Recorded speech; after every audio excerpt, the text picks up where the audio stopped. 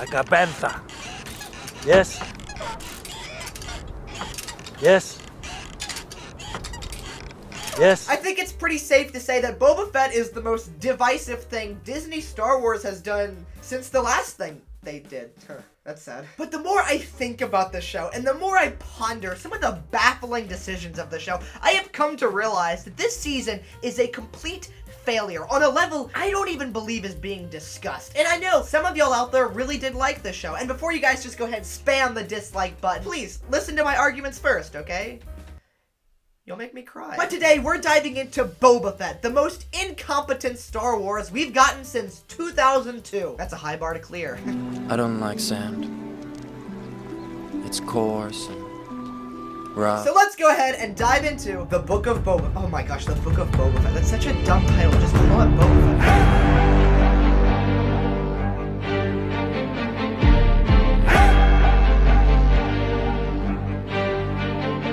Okay, let's just already go ahead and cut this title card short, okay? I already have a nitpick with the show. Already! And I haven't even seen a frame of it yet. The title of episode 1 is A Stranger in a Strange Land. Okay, first off, Boba Fett is one of the most popular characters in the entire galaxy, and people know him as that and often call him that in the show. So he's not a stranger. Oh, and what's this strange land he's exploring? Tatooine? The only planet that we go to in Star Wars now? Wow, guys, off to a great start. Except not. So we kick off this show with the greatest bounty hunter in all of Star Wars sleeping in a bathtub.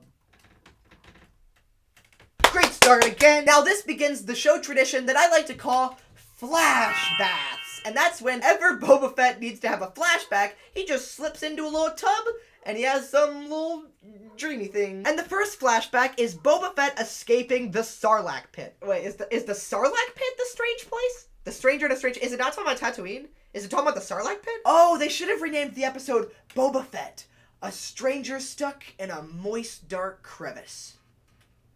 Actually, they probably shouldn't have done that. But Boba Fett crawling through this vile slime and past these dead stormtroopers was honestly really cool. Now, personally, I wanted the scene to kind of go on longer and play up the horror even more, but still, on its own, it was pretty cool. And then when his hand shot out of the sand and he crawled up that hill in that perfect original trilogy armor, I was like, hey, okay, we're off to a good start. But,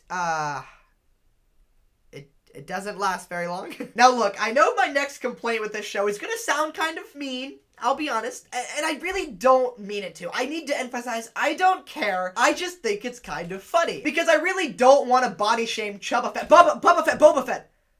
Fett. You heard me say Boba Fett, right? I said Boba Fett? Shut up. Because when the last season of Mando came out, everyone was making fun of Temuera Morrison's dad bod. And I was like, I think he looks awesome, okay? He might have a dad bod, but he has the energy of an abusive father. But I personally think he looks awesome. So you know what? I am gonna once again respectfully ask you to shut your filthy pie hole. So what? He has a dad bod, okay? But you know what? He's a little chunky and he's got a cool stick thing. You know who else is chunky and has a cool stick thing? Maui. And does anyone make fun of Maui? I don't think so. Because he's voiced by John Cena. Okay, but the reason I bring up Temuera Morrison's stomach is because this is supposed to be set right after Return of the Jedi, but then right after he crawls out of the hole, he's now much fatter than he was like a few hours ago? I just don't understand how the continuity is supposed to work. How did he gain so much weight from being in the hole to out of the hole? Did Boba Fett eat his way out of the Sarlacc pit? Did he eat the sand like Mulch Diggums from Artemis Fowl? That's kind of dope, actually. Then we see Boba Fett get kidnapped by the Tuscan Raiders. And honestly, I love the brutality of these scenes, of him just getting dragged through the desert. Also, this is where we hear the first main music theme of the show, and I gotta be honest, I didn't really like it at first. And it's definitely no Mando score, but I'll be honest, over time, it did kind of grow on me. And now, I kind of vibe to it. Bum, bum, bum, bum, bum, bum, bum. But what I find funny about the score is that in the final episode's credits, they changed the theme of the show to now just say, Boba Fett! And I don't know why, I just find that really funny. Like, imagine if other Star Wars music themes were, like, actually about the characters.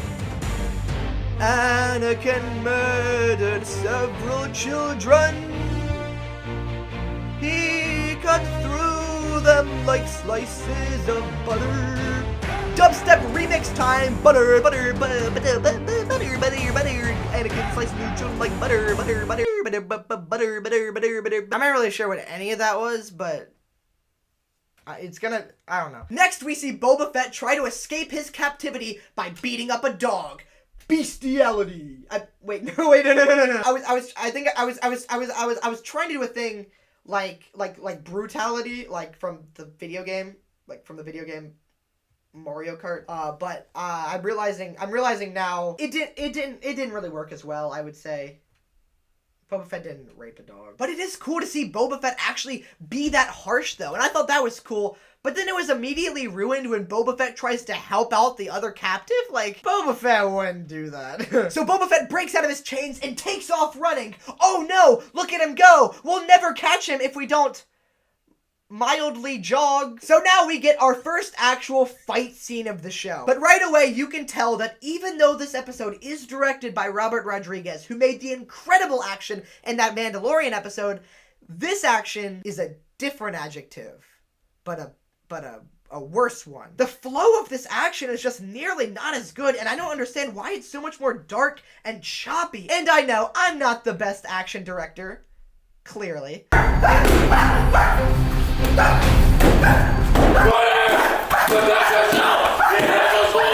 hey, okay, that was my first one, okay? Cut me some slack. But the reason I'm not gonna cut you some slack, Robert, is because you made this. And that's cool!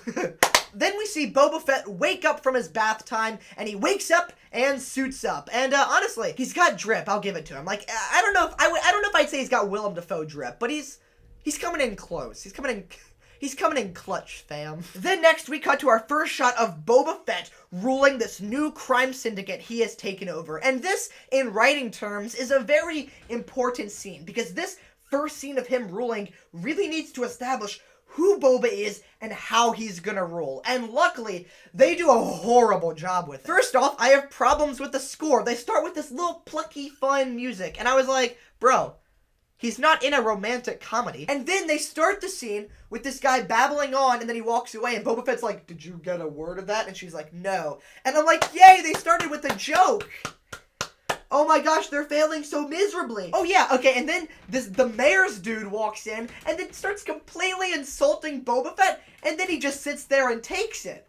Like an absolute beta male. And this is all in like the first scene of the present, and I was just thinking, Boba Fett, shoot him, or freeze him in carbonite, or put him in a wheelchair and kick him down a flight of stairs and then let a bantha stomp on him. I don't freaking know, just do something. I just don't understand why they wrote Boba Fett to be such a Sigma male. I just don't get what the writers were thinking. This was their chance to really show Boba Fett bring down the hammer. Hold on, I have a hammer. But this is their chance to show Boba Fett really bring down the hammer. You know what I'm saying?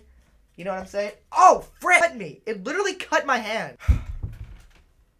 I'm such a freaking beta. But instead of using this scene to start off Boba Fett as this alpha dog, they instead start him off as a pushover.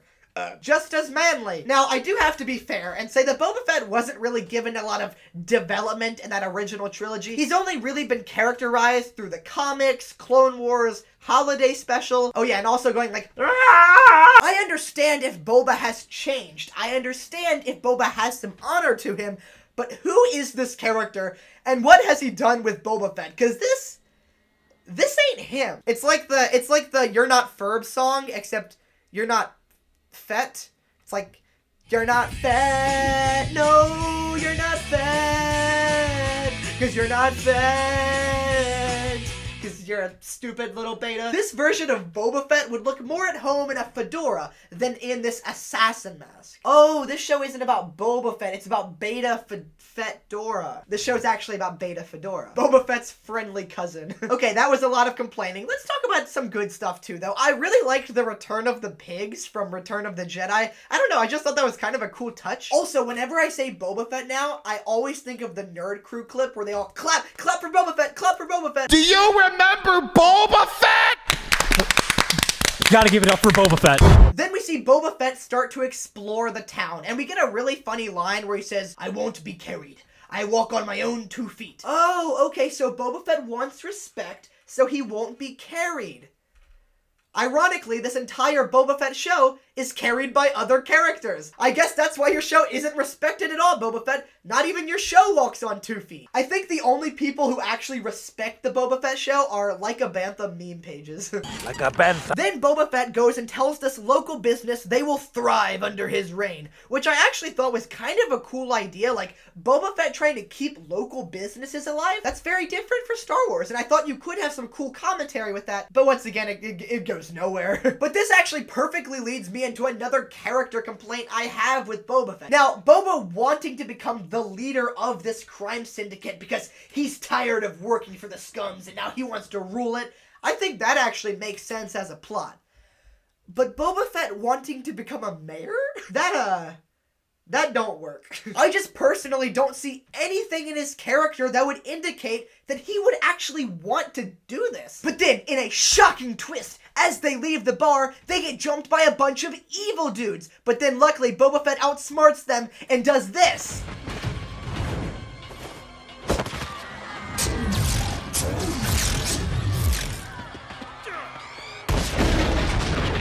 Wow, good job, Boba Fett. Boba Fett uses blow himself up. It was not very effective. Blowing yourself up is not very efficient. But luckily, Boba Fett retaliates with the move, get the living snot beat out of him.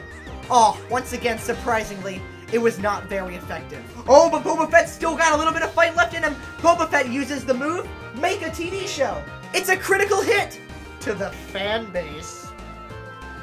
Wah, wah, wah. Yeah, if you can't tell, this entire action scene is just kind of disasterful. Like, it's not that bad from a choreography point of view, but from a character point, like I just mentioned, it's pretty bad. Like, yikes. In this fight, they make Boba Fett so incompetent. I mean, he literally just blew himself up. Boba Fett, I thought you liked standing on your own 2 feet, so stop falling down. Insert that red letter media clip again. Boba Fett. In this fight, Boba Fett does worse than the pigs. The pigs! And then the show tries to excuse this by going, oh no, but he still needs healing, even though that is the dumbest plotline.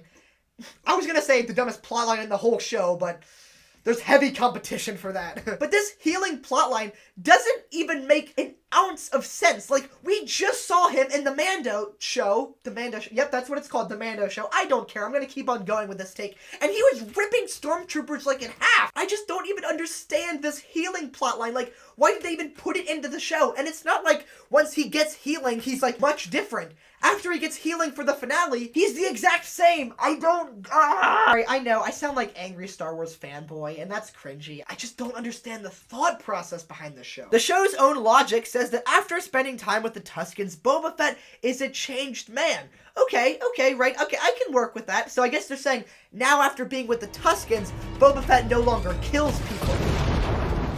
Oh. So he's still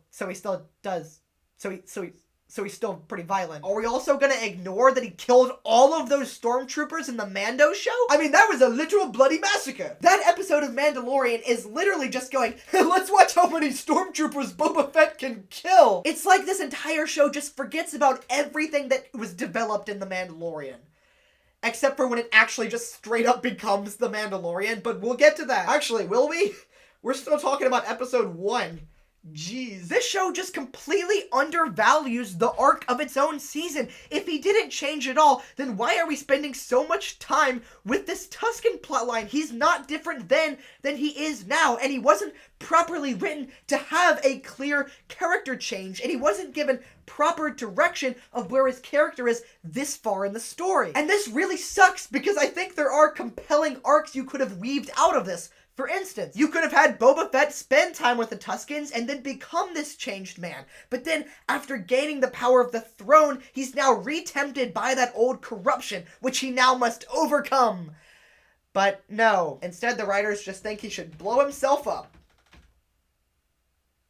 Gotta give it up for Boba Fett! But then the pigs pigs realized it's past Boba's bath time, so they rush him back to his little tub, and they kept it, and they probably give him a little rubber ducky because he's such a little swell gentleman. But now that we are back in the past and back in the Tuscan plotline, we should notice that Boba Fett should act more like his previous aggressive, more hunter form, you know, because he hasn't had his arc of change yet.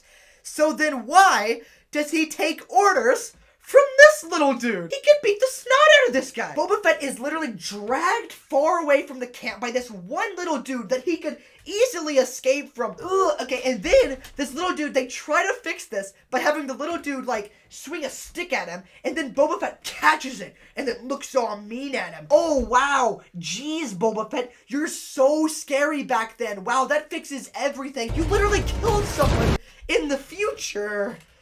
Future. Okay, guys, but now it's monster fight time. What is this? A Marvel movie? Or the end of the Suicide Squad movie? Speaking of suicide, I would like to... I'm gonna say it. I think this monster looks goofy, which sucks because we just watched the amazing, incredible CGI of the Krayt Dragon. Not sure why this monster looks so much worse. You come get me. Oh, wait a minute. Hold on a second. Okay, what? You can't just throw a giant monster into a story because you're stuck for an ending. It's lazy. It's lazy writing. But I will say, it was a pretty cool violent touch how the monster suffocates the other dude in the sand. I guess he doesn't like sand. I don't like sand. It's coarse, and rough, and irritating, and it gets everywhere. Not like here. And this fight scene is borderline comedic at times. There's this part where the monster starts punching Boba Fett, and he's flopping around like a chubby ragdoll, and it literally looks like this scene from Paul Blart Mall Cop 2. I don't drink, but I do ride. I never thought I'd compare Star Wars to Mall Cop, but here we are. But then Boba Fett kills the monster and wins, and the Tuscans start to like him or whatever. Very cool. Overall, I think this pilot is a massive failure and just does not make you want to watch more. And this is sad because Robert Rodriguez, you made Boba Fett the coolest he has ever been before. And now you come back to Star Wars to now make Boba Fett this salty old codger geezer. And that's not as good. Oh my gosh, I gotta stretch. That was literally all about the first episode. Oh my gosh. Oh gosh, this is gonna take forever. Time for episode 2!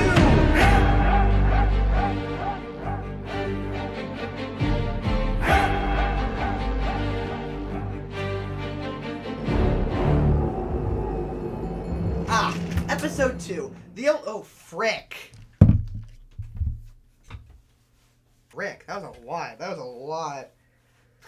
This iPad's getting lucky, am I right? Let's take it from the top. Let's roll it again. Back into position. And is my makeup ready? Is my makeup ready? Episode 2. The only episode of Boba Fett that's not a complete train wreck. Even though it is about a train wreck. Is my makeup actually ready? I don't want to make a fool of myself, okay? That's not what I do on my channel. Actually, speaking of train wrecks though, can we just give a moment to shout out my whiteboard drawing for this episode? This is genuinely one of my favorite drawings I've done. It's Cad Train. I'm not saying you have to clap, but feel free to. But seriously, this episode is the best of the actual Boba Fett episodes, if you know what I mean. And I think there are a lot of legitimate improvements over that sucky pilot. There's an ice cube on my chair. No, not you, Ice Cube. Get away. Or you, Paul Blart! Where do all these JPEGs come from? Something I feel that was actually vastly improved over the first episode is Boba's dialogue. In this episode, he feels like he has so much more grit on his tongue, and at one point, he even does things like threatening to decapitate a dude. Now that's the Boba I know! Then we have a few scenes with the mayor. Huh! I'm glad that plot line goes somewhere. But then next, we are visited by the Hutts, and thank you, God, it's not Zero. Don't get me wrong, I love Clone Wars as much as the next guy, but, I hate Zero with all of my heart and the rest of my organs. I just cannot stand her. Wait, is it a her? Is it a guy? Wait, is Zero a girl or a guy? Is it a bit of both? But when these Hutts showed up, I thought, wow, these guys are going to be important villains for the season. They're not. Ha! I'm glad that plot line goes somewhere. Then we're introduced to the... Oh, gosh, what's his name? Oh, crap, I can't remember the Wookiee's name. It's like Christian? Atheist? Crichton? Is it Crichton? The one that's like Chewbacca with rabies. You know what? I'm just gonna call him Chewbacca with rabies for the rest of the video. But honestly, that Wookiee, actually a pretty cool new character. But now we head back to Boba having his flashbacks. And guess what? Once again, his arc fails miserably. Because we see this evil train come by. I like trains.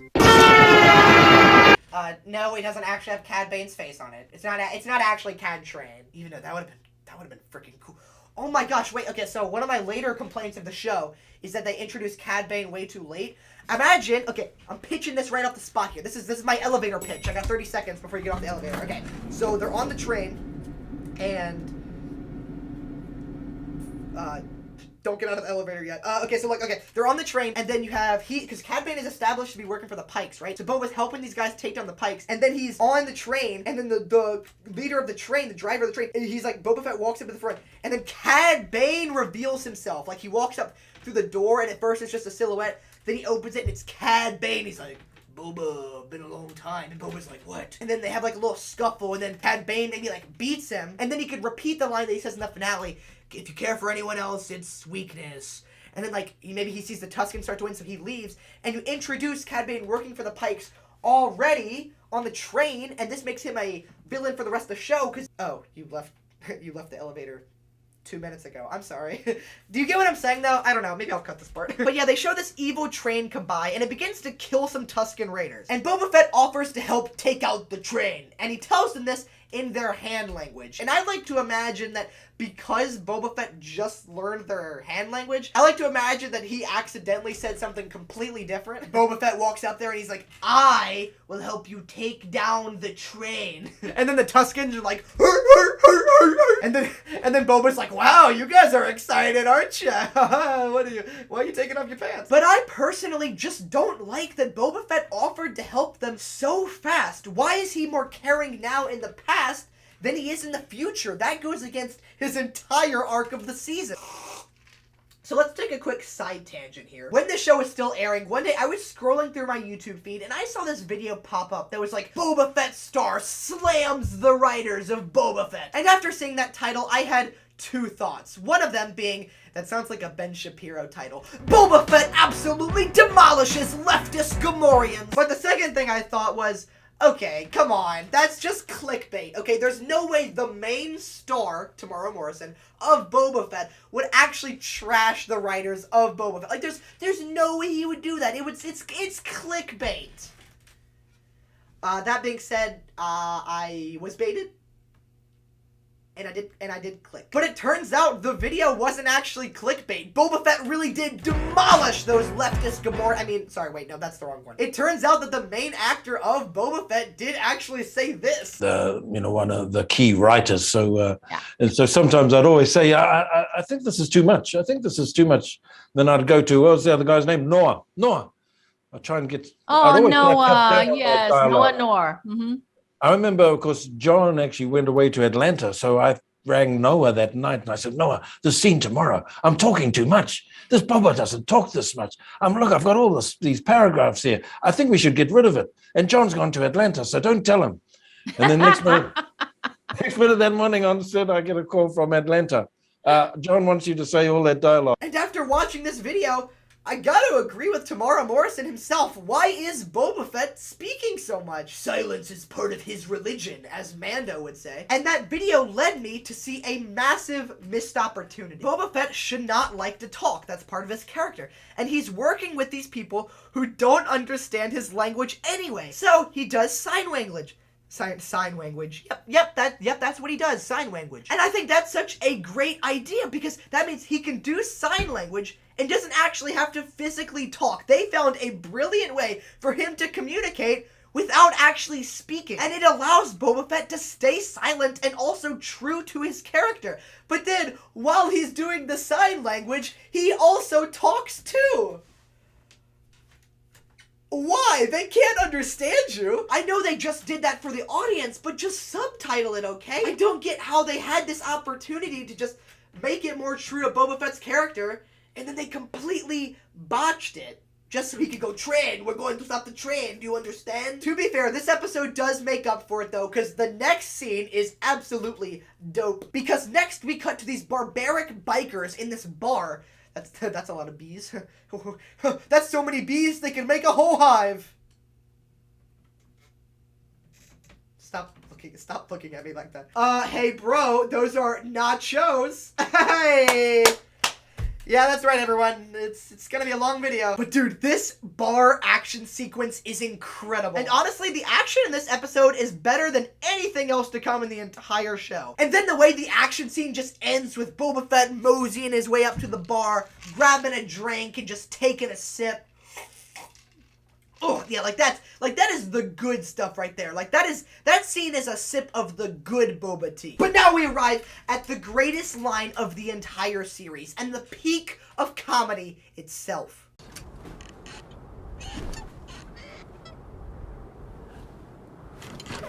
Like a Bantha.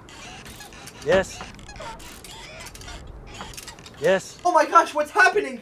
We've achieved comedy nirvana! Oh, frick. I'll admit that scene did make me laugh out loud, but I will also admit that it is very weird to take this revered, ruthless bounty hunter and then make him sit there and hip thrust like that. And it's even weirder to see how much he's enjoying it. But now we cut to Boba Fett training the Tuscans. See what I did there? Now the scenes of Boba Fett showing the Tuscans how to drive speeders and stuff could come across as super goofy.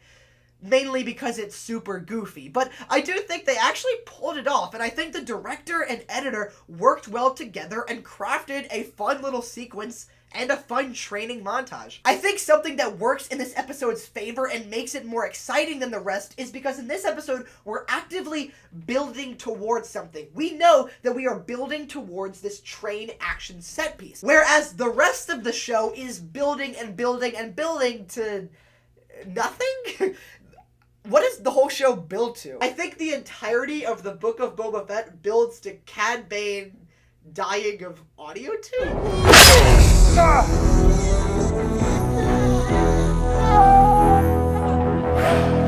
But now we have arrived at the station, okay? We have arrived at the train heist. I don't know. We're doing the train action sequence, okay? Give me a break. I've been filming for 3 hours. I'm tired. This whole episode has all been building up to this train heist. And you know what? It does not disappoint. Seriously, it's so much fun, it's action-packed, and it's genuinely exciting. And I think, hands down, it's the best set piece of this entire show. But after the train heist, it is time for Boba Fett to talk to the Pikes. And honestly, he's actually, intimidating. And for this show, that's pretty rare. But the whole time I was thinking, if they had just done what Temuera Morrison had wanted and kept him more silent and stoic throughout these episodes, and also done my thing where he mostly just talks through sign language to the Tuscans to diminish his speaking even more, it would have made this big Boba Fett monologue even more powerful because he doesn't talk that much in the other things he's in. So then to hear him just finally truly speak right to these evil Pikes, it could have been this awesome moment, but instead, because of the writing, it's now just more yapping from Beta Fett. And that honestly really sucks, because we get some killer lines in this monologue. For instance, when Boba Fett says, "Your lives are a gesture of our civility. Now walk." Oh, now that's a Boba line if I've ever heard one. I will say though, it is kind of funny that Boba Fett looks at these Pikes and he's like, you know what? The Tuscans, they're not just barbarians. They're real, civilized people. Then they cut over to the Tuscans and they accidentally cut something on the train and water starts spraying everywhere and they go bananas. Water! I love water! Did you say you found water? But after watching that great train sequence, I sat back thinking, wow, this episode might actually get back on track. Like a train. Has it been too many train jokes for y'all? I'm sorry, okay. I'll just keep on chugging along. Ha! Oh, I got him again! If the episode had just cut to black then, I would have enjoyed this episode a lot. But then we keep on going. and we get our first ever Star Wars acid trip. We now cut to the Tuscans as they send a lizard up Boba's nose. Why? Boba, I gotta level with you, kid. I don't think this is the initiation. I think they're drugging you. I'm just imagining the Tuscan Raiders initiation. It's just like them going like, we have cocaine! Hurt. Look, I understand the Tuscans are weird and they're trying to do some cool world building. And while I appreciate some of the other world building around the Tuscans in this series, I don't like the whole lizard up the nose cult thing. This entire hallucination sequence just left me baffled. I mean, I think it looks neat and it's pretty well edited. I just don't like anything that's happening. In my interpretation, it seems like Boba Fett got roofied, went on a journey of self-discovery, and then came back with a stick.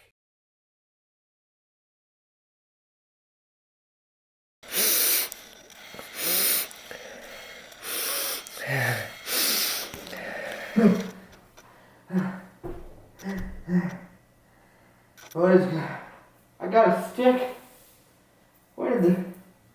I got a stick now. I got a stick now. I got a stick. I got a stick.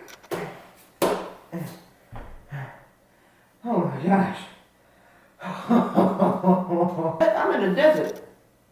But I got a stick now. I don't know where did this come from? I got a stick.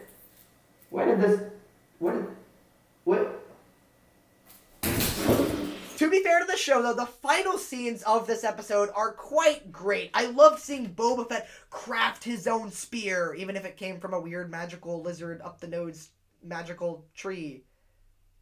But we're ignoring that. It's a cool spear. And then seeing him participate in this cool tribal dance with this epic thundering drumming music, I thought it was super interesting to watch. And honestly, that was actually good world building for the Tuscans. I thought that made them more interesting. Once again, not the lizard up the nose thing. What is this? Even though I personally like this episode, I still think it has a lot of the problems that the other episodes have. And that is that it's so dedicated to these flashbacks, we don't even care about the future. Like, I don't give a flying crap about the future. I only care about these Tuscan stuff because that's the only thing that actually feels developed. And I think that's a problem when, as an audience, you don't care about the things that are actually pushing the story forward. Overall, this is still my favorite Boba Fett episode. Boba Fett episode. That's excluding Mando Season 2.3. And honestly, I think Steph Green did a really good job with this episode. And I think if anyone else had directed it, it wouldn't have worked. And I think that's proven by the rest of the show not working. But of course, they didn't let Steph Green come back to direct any more episodes. You just keep hitting the home runs, Disney! Oh well, though. Back to Robert Rodriguez's directing. He directed Shark Boy and Lava Girl. I'm not kidding.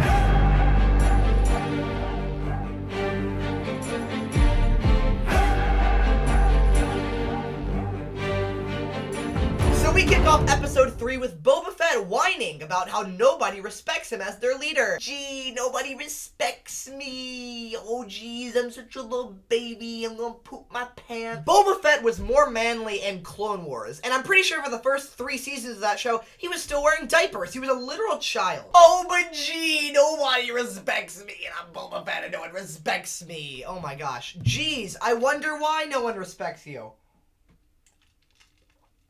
No, I seriously wonder why. There could be several reasons. Is it because A, you keep on getting the absolute Bantha beaten out of you? Is it B, every time you do get the Bantha beaten out of you, you just run away till bath time? Or is it C, ever since you took over the streets of this town, they have turned to chaos because you're a horrible leader because you're a bounty hunter, not a politician? I don't know, man. Maybe I missed the canon novel where Boba Fett went off to law school and studied law. I guess that's what you would do at law school.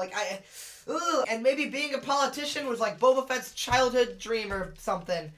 I'm a little bit scared that Disney's gonna release that as a tie-in novel now. But then we get introduced to everyone's favorite characters, the Power Rangers, and they're all like, we're bad, Mamma Jamma's kind of, and we only rob because we We got no work. The Power Rangers reboot, it flopped badly. We're homeless now. Have you ever gotten an ad for this site called Masterclass? It's like this place where like filmmakers, like actual filmmakers, like teach you how to do things, you know, and they're like the professional people, like Samuel L. Jackson. Does Samuel L. Jackson like anime? Yes, I do. Hentai too. Well, good news. You no longer have to pay for Masterclass because I'm about to give you a free Masterclass on some stuff that is completely free for only 10 payments of $5. My Masterclass today, my completely free Masterclass, is going to be how to make new characters unlikable instantaneously. And we're going to study this through the great show, Book of Boba Fett. Right from when we're introduced to the Power Rangers, they immediately insult the legacy characters that everyone loves. That's called good. That's called good writing. That's really good writing. And it's good because it always makes you hate someone right away. Good thing they do it with the Power Rangers in the show, so I hate them right off the bat. Only I can make fun of Boba Fett, okay? But I think I know a way that you can actually make the Power Rangers more interesting characters, and that is you make them flat-out criminals, and then you have Boba Fett relate to them on this criminal level because he was also raised as this scrappy crook. And then you can have Boba Fett give them the real job they need to help pull them out of their life of crime, like how he needed to be pulled out of his life of crime. But you can have a payoff where the crime person they were working for, which is Zorgon, ends up like teaming up with the Pikes at the end because they betrayed him, and it can actually have a real payoff. But no, we don't want to do that. We want to make a crappy show. I know that I'm pitching a lot of my own ideas in this video, and that in no way means that I think I'm more talented than anyone who worked on this show, okay? I'm definitely not. It's a lot easier to be a chubby little boy who sits in a seat and goes, oh, TV shows are bad, than to actually go out and make a TV show. I'm fully aware of that, so you know what? You guys are way more successful than I've ever been. Give it up for Jon Favreau. And I definitely know that writing your own TV show is very hard. In fact, I'm actually writing my own TV show right now myself, and it sucks. And this episode is directed by Robert Rodriguez, and say what you want about his other films like Shark Boy and Lava Girl, but at least that film's not bland. Okay, it's quite the opposite. It's very ugly. Another weird decision by the show is the flashbacks to Kamino, because to do these scenes, these weren't Attack of the Clone scenes. They had to actually recast the Boba Fett kid to make these scenes. And I was like, okay, so there's gotta be some payoffs to this. Maybe we're gonna have a flashback, and then maybe flesh out child Boba Fett more, because that's what Clone Wars did. And I thought maybe there's like some unsettled trauma. But no, that doesn't happen. Nope. It's just one scene looped over and over again. They shot an entire scene just so they could recast the kid, just to have him run up to his window like as his dad's flying away, and he's like, Dad, come back. I guess Django left him for blue milk, I guess. But okay guys, it's time for more flashbacks.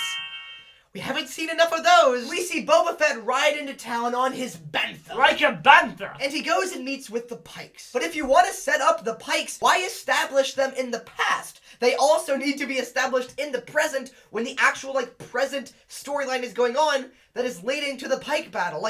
Why instead in the present are they setting up villains like the Mayor and the Hutts? They do nothing. Now, a fellow YouTuber that I really love named Sean Chandler made a really good point when he was reviewing Boba Fett. And his point was that we spent just the wrong amount of time with the Tuscans. And I think that is a very true statement. We indulge in so much time with these Tuscans in episode 1 and 2 that they better be important for this show. And then in episode 3, they have one scene where Boba Fett just walks by them and is like, and then he comes back and they've all been slaughtered like animals. And that's it. That's freaking it. You should have had at least one more scene with them just to establish how close Boba Fett is with them. Because the last time we saw them together, Boba Fett had just joined the clan. He hadn't really become part of their society yet. Society! And this is where I think the week-to-week release date strategy completely failed this show, because if you're just binging it straight through, you're keeping up with everything. But when a show is released one episode every week, the audience, you kind of disconnect for a little bit. And so sometimes things need to be reinforced the next week to make sure things still have an impact. But they literally spend no time with the Tuscans in this episode, and then, oh, he finds them dead. Whenever I burp in videos, I usually cut it out. I don't know why I've been burping so much in this video, but I feel like I should leave them in. I feel like it adds to the rant about this show. It's like my body's gastric systems are even rejecting the hypothesis of this show. Yeah, I know big words. Then we get a scene where Boba Fett is in his bathtub and he gets jumped by a big hairy dude.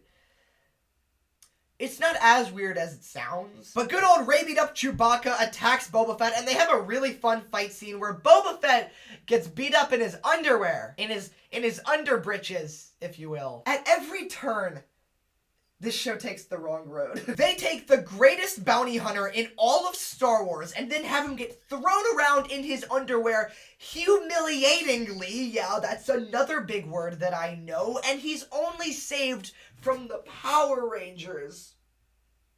The freaking Power Rangers. I can't. I literally can't. I literally can't. I can't even. Now, as I went on that walk and then awkwardly crawled underneath this desk to do this bit and then accidentally just hit my funny bone right there, something occurred to me. I actually did hit my funny bone and it hurts. Ow. The story of Boba Fett could have actually made these action scenes work where he's just getting the crap beaten out of him if they made part of the show Boba Fett coming to terms with the fact that, he's kind of old, and he could finally admit that he's not able to be the hunter he used to be. And if you did that arc, it means you can just completely cut out that dumb Bantha healing take. Is it Bantha? No, it's not Bantha. Like a Bantha. No, it's not that. It's what's it called? Back to tank. You could cut that entire plot line about the back to tank. And about him needing healing, because that was so stupid anyway. He's like, oh, I can't fight because I need healing. You literally massacred like 75 stormtroopers in your Mando episode, and I'm so angry, I just broke this chair. Can you see this? I just freaking broke this chair. Because that's such a dumb plotline. The plotline was so dumb, it made me break my chair. I think they should have just committed Execute Order 66 on that whole bank to tank plotline, and then just go straight into Boba Fett's arc being, oh, I'm getting old, and I have to come to terms with, I can't be this great bounty hunter anymore, and I have to become something more, and that's why he wants to become a mayor. It's something more than just being a ruthless hunter. I know, once again, it's much easier to just shout out ideas than to actually make them work in a story, and once again, I know this from experience. I'm writing my own TV show right now. It sucks. That's already been established, but I'm just so confused. John, you're a good writer. So write good. And Boba Fett is all sad that people want a response from him after this big Wookiee attack. I just don't understand why they're constantly making Boba Fett a whining little baby, okay? Dude, you are their mayor. You're their leader. Of course they want a response, okay? If Joe Biden got attacked by Bigfoot, I'd want to know too. Mainly because that would be pretty funny. You know what? Actually, that would be so funny if in the Boba Fett show, like, they tried to make it super modern, and then after they attacked, Boba Fett's like, what are they saying about me? And then Fennec's like, sir, they're making memes about you. They're making memes about you. I'm so sorry. They're making memes about you, sir. They find your like a Bantha line very funny, sir. Then the twin Hutts show up and then basically just apologize right after sending the Wookiee. Like, imagine going through the work of hiring like John Wick, then sending him, and then just like showing up to John Wick's house like 5 minutes later going, oh yeah, we're really sorry about that. Also, my dog is barking, and since I just said John Wick, I feel like I should go check on him. Jake, don't get shot! Just to give you a little update, my dog is in fact not dead. Cheers. Luckily, I'm not gonna have to pull out my old Darksaber and then go to town on some evil scums, because I obviously know how to use this. That's why I started by grabbing it from the blade. I personally just do not understand at all the point of this entire Hutt's plotline, okay? They were established to be these big threats, and then they just leave. Like, in the first 3 episodes, you have established 2 major villains who have now just dipped. And it has only been 1 freaking episode since the Hutts were introduced. The first scenes that the Hutts are in, they're like, hey, we're here to be bad guys, and we're gonna take this back from you. Literally, the next scene that they are in, they go, we don't want to do that anymore. Peace. What is the point of the Hutts? Okay, they basically just make an apology video and run. Okay, good. That was a good say. Hello, everyone. Welcome back. It's the Hutts YouTube channel. This is a video I never really thought I was ever going to have to make. As you may have seen in the news recently, we've had a little bit of controversy recently with our newest upload. We did a send a Wookiee to attack Boba Fett 24-hour challenge. I just want to say to Boba Fett out there, I am so sorry for what I did to you. And you didn't deserve what I did. And that's on me. That's on me. That's on God. It's just, I have made a severe and I am sorry to Boba Fett, who I wronged. I never should have sent that Wookiee to attack you. That was not very poggers. I just want to send out a prayer to all of the victims. Mainly that being Boba Fett, because he got thrown around in his underbritches, and he believes that he may have been molested by the Wookiee. That was never our intention. We didn't know about his past criminal record as a pedophile. And you know what? All of that should just fall on me, okay? It was my fault. It was my own doing, and for that reason, I just have to say, Boba Fett, I am so sorry, and... Oh, frick! I meant the responsibility should fall on me, not a box! And apparently YouTube's gonna terminate my channel. I'm sorry. I'm so sorry. I'm not asking for forgiveness. I'm just asking for you to sign up for my Patreon. I do like how when they release the Wookiee, Boba Fett tries to give him some helpful advice, and he's like, hey man, don't work for scums. And I like that moment a lot, but it's also kind of funny because later in the show, Boba Fett hires the Wookiee to work for him. So it's funny that he's like, hey Wookiee, don't work for scums, okay? Instead, work for incompetent old geezers who blow themselves up. That's much better. Oh, but before the Hutts leave, they do end up dropping off a Rancor who will have no payoff until the last scenes of the show. But seriously, dude, this Rancor plotline frustrates me so freaking much. The whole reason the writers want a Rancor in this show is that so they can have a big, epic finale payoff where Boba Fett rides a Rancor like a Bantha. But the streets, or the road to get there, is so bumpy because it is filled with so many plot holes. But we end up learning that this Rancor is actually depressed because he's been listening to so many Juice WRLD albums. Nope, sorry. That's not what those are not the words I meant to say. No, he's actually sad because he has bad owners. But the Rancor handler claims that you can build such a strong connection between a human and a Rancor. You can build such a strong connection that you can actually ride a Rancor. Like, you knew where that joke was going. And at first I was like, oh no, Boba Fett riding a CGI Rancor is going to be the most unintentionally funny thing ever. But then, the more I thought about it, the more I thought, maybe this could actually be really cool. So cool, I had to push my mic back. This Rancor was abused by his previous owner because he was trained to fight. So this Rancor is trained to be aggressive, much like how Boba used to be this very aggressive person. But now that Boba Fett has had this arc where he has grown and become more of this caring man, we could see both of them bond, and Boba could help make this Rancor more caring, and they could both really bond over the next few episodes, setting up that terrific finale payoff. And I think really fleshing out that dynamic could really work. And remember earlier when I talked about how I think they should have made the Power Rangers flat out criminals, and that way he could have pulled them out of the life of crime. He gave that advice to the Wookiee, and he's helping this Rancor, or at least in my version, he would have helped this Rancor grow to be a more friendly Rancor. This could have been such an interesting arc to have this Boba Fett go through and start helping pull these scums out of their life of crime to become something more so much so that I had to stand up. But instead, they completely don't see the through line that could tie all of these plots together, and they don't do any of them justice. Oh my gosh. I hate this show. And you know what? I'm crapping a lot on Robert Rodriguez, but honestly, this is more about a writing problem, okay? There is just so many missed opportunities, weird ideas that don't pay off, setups for nothing.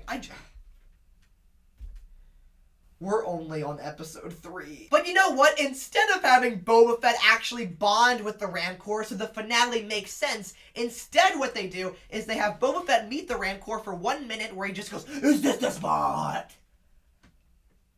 Is this the spot?" And then he appears one more time just to stick up his hands through a cage for a second just to scare someone. We don't even see anything but his hands. And then Boba Fett is riding him in the finale. Those are the only scenes we see the Rancor in. And we're just seeing Boba Fett ride him in the finale like a Bantha. And we're supposed to believe that Rancor and Boba Fett are actually buddies, even though we have not developed that relationship at all. So the writers themselves make this canon, this rule about bonding with them to ride them, just to do it wrong. The writers themselves set up this strong connection rule to ride one, and so therefore we should spend the next few episodes of the show showing Boba and the Rancor becoming good partners. But instead of focusing on Boba Fett and the characters in the Boba Fett show, it's time to start up Mando Season 3. Mando, this isn't your show. You cannot just have Boba Fett give the Rancor some tummy rubs and be like, yeah, they're best friends now. That doesn't make any sense, okay? This isn't Step Brothers. Did we just become best friends? Yup! End my suffering. Then all the characters go and visit the mayor. And I think this next scene is the scene that kind of turned everyone against the show because it was so memed. And that scene is... You're supposed to put a drumroll sound effect. The painfully slow speeder chase. The mayor goes on the run, which means the Power Rangers must activate and chase him at a whopping 10 miles an hour. Fast and Furious 9 had more artistic vision than this. And they went to space in that film. Well, I guess technically Star Wars is also in space. Yeah, Star Wars really went off the rails since they went to space. They really jumped the shark. But this chase scene is so slow that when I talk about it, I feel like I should talk in slow motion. How can you call this a chase scene if Boba Fett could literally catch the mayor by doing his slow, awkward jog? And the CGI in this scene gets so wonky at times, it completely takes you out of it. And then this entire Power Rangers action scene ends when they crash the mayor dude, and then Boba Fett just lands on the ground there. They redacted Boba Fett from his own action sequences. Guys, this is the Boba Fett show. Have some Boba Fett. Honestly, if you watch this entire series, it feels like Jon Favreau is completely disinterested in Boba Fett at every turn. I just don't think that Jon Favreau finds Boba Fett compelling. And so he redacts him from everything. And then he redacts him from 2 entire episodes, but we'll get to that. Now, you could make the argument that the point of that scene wasn't about Boba Fett. It's trying to establish the Power Rangers as characters. But if that was the goal, they missed. Because now everyone hates them. Goal failed. Mission failed. You'll get them next time. But you won't, because there's no way this gets renewed for Season 2. If the writers don't find Boba Fett interesting in Season 1, what would make them even want to make a Season 2? I bet they're gonna make like Boba Fett Season 2, and then it's just gonna be like Boba Fett and the adventures of Mando and Grogu, and then like Boba Fett just waits in the car. But then we see Boba Fett hire the Power Rangers to go spy on the Pikes, and we see this one dude staring at the Pikes arriving through the mirror of his Mega Supercycle that is available in stores now. And this scene is so funny because he's spying on them and he's trying to be subtle, so he's watching them through this mirror. And then when they cut to the wide shot, the Pikes are standing right beside him. So what was the point of the mirror? They saw you, okay? Boba Fett made the one dude with only one eye be watch out. That is hilarious. What was the point of looking at them through the mirrors, though? Oh my gosh. Oh boy, though, the big villain has arrived. The Pikes are in town. I hope they do something real villainous, like not doing anything villainous for the next 3 episodes. That would be so evil! Okay, that was episode 3 of Boba Fett. Wow, what a disappointment on so many levels. And it just completely continues the failure of Boba Fett. I just don't get why this episode is so much weaker than Robert Rodriguez's other work with Boba Fett. Robert, you did such a fantastic job with your work in Mandalorian, so why does this suck so bad? Why did you start sucking, Robert? Why did you start sucking? Did you just phone it in, Robert? Because I don't believe you would do that. You sounded so passionate in the behind the scenes for Mandalorian Season 2, and I hit my iPad, but I kept on talking, and y'all probably didn't even notice. Do that. You sounded... But why does this show feel so lifeless when you used to be so passionate about Boba Fett? And you did so many passionate things, like you played guitar for Baby Yoda. That was real, man.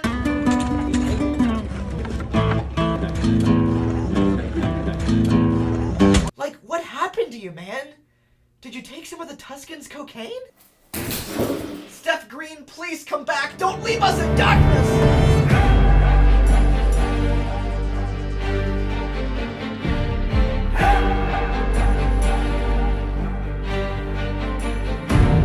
So we start off this episode like a Bantha, because Boba Fett is with his Bantha, like a Bantha. And I loved the opening of this episode because it has a Bantha.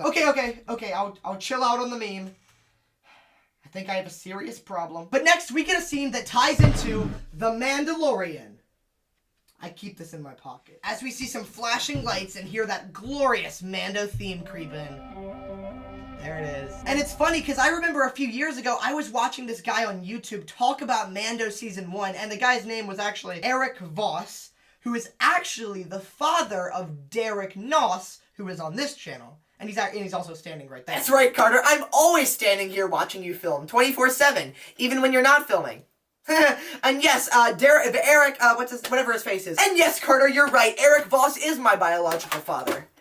Daddy Eric, as I like to call him. Okay, that's enough. Let's cut away from you. So, I remember a few years ago, Eric said the feet that find Fennec might actually end up being Boba Fett's feet. And then flash forward 4 years, and then that was confirmed to be true. And I just think that's super interesting. So I guess it's no longer just a film theory. And cut. Derek's part out. Cut Derek's part out. It was very we see Boba Fett rescue Fennec, and he takes her to this cyberpunk repair shop. And I honestly love this scene. And it's very different from the cyberpunk game, because in this shop, things actually work. But I love watching them fix Fennec, and I love the atmosphere of the shop, and the edit to the scene has so much energy to it. It's almost groovy. Yeah, I said that word. Now, that is not meant to be confused with Groovy Movies, the YouTube channel that me and my friends started years and years ago with nearly 60 whole subscribers. And some of them are probably not even bots, so. Hi, my name is Wimpy Lane. But after watching this episode that focuses a lot on Fennec, it got me thinking about something. Fennec Shan is in everything Star Wars. No, seriously, think about it. She's been in Mando Season 1, Mando Season 2, Boba Fett Season 1, and she even got plastic surgery to appear animated for Bad Batch. Now that is commitment to a role right there. Everyone wants to praise Christian Bale about how he can transform between movies, but has he ever become animated? Checkmate, libtard. I'm just left thinking, when did Disney decide that Fennec Shan is the greatest character in the whole Star Wars galaxy? Like, don't get me wrong, she's cool, but she has absolutely no depth to her. Like, why would you give her so much screen time to do absolutely nothing with that time, okay? There's other Star Wars characters I'd much rather appear in every single Star Wars project. Like Babu Frick. Frick. You know, me and your mother were watching Star Wars last night, and I Babu fricked your mother. Oh, that's a good one. It's almost comical how much Fennec appears, yet they never attempt to give her any depth. Which, to be fair, I feel like is fine for Mando, but now that she's like the official side character in Boba Fett, give her something to work with. You know, if they really wanted to make her more interesting, you know what they should do? You should have Boba Fett and her rule as like corrupt people. So you start off Boba Fett still as the evil version. But then as he's ruling, he starts to, go through an arc where he starts to become this changed man. And then he starts to want to rule more honorably. But Fennec doesn't want to change. So then it creates this tension between the king and like his vice, and the tension keeps on building and building until it's eventually revealed that Fennec is working for the Pikes, and it's a big betrayal, and Boba Fett has to like take out his own friend. I just thought of that on the spot, and that's much better, and it actually would have given Fennec something interesting to do. Oh, whatever though, who cares about character development, because the next scene has a Bantha like a Bantha! Yeah, that's right, you thought I was gonna quit the meme? Yeah, you thought wrong. I seriously can't quit. It's like a medical condition. I'm gonna literally overdose on like a Bantha. And this Bantha scene is just as memeable as the original. Good job. Now go. Find other Banthas. Make baby Banthas. Like a Bantha. So when the writers wrote that scene, surely they intended it to be funny. But I don't think it's actually funny how they meant it. I feel like it's actually more ironically funny just because of how weird it is to see Boba Fett, this ruthless killer, act like this. Like, why is he acting so goofy? Why the Babu Frick is he acting so goofy? Like, did he hit his head? Did he hit his head on something? Is that like where the dent in his helmet came from? Like, did he hit his head and become a beta male? I don't know. Oh, baby, but now it's time for the heist where Boba Fett and Fennec are gonna break into Jabba's palace and steal his ship, the Slave One. Wait, what's going on? Wait, say that again. Oh, Disney changed the name? Wait, Disney changed the name of Boba Fett's ship? I'm gonna redo the take? Okay. Editor, cut all this part out right here. But now it's time for the heist, where Boba Fett and Fennec break in to steal Boba Fett's ship. Let's take it again. But now it's time for the heist, where Boba Fett and Fennec break in to steal Boba Fett's ship, called the Boba Fett Happy Fun Time Non-Discriminatory Race Rainbow Mobile. Well, that definitely is more brand safe. Then next, we get 2 Revenge of the Sith references back to back, which is always pretty cool. So when Fennec slices through the bars, the sound design they choose is actually the same sound that's used when Anakin chops off Dooku's head.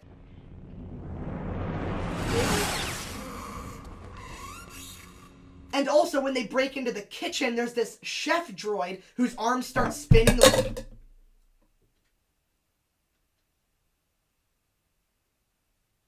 That's like dude perfect.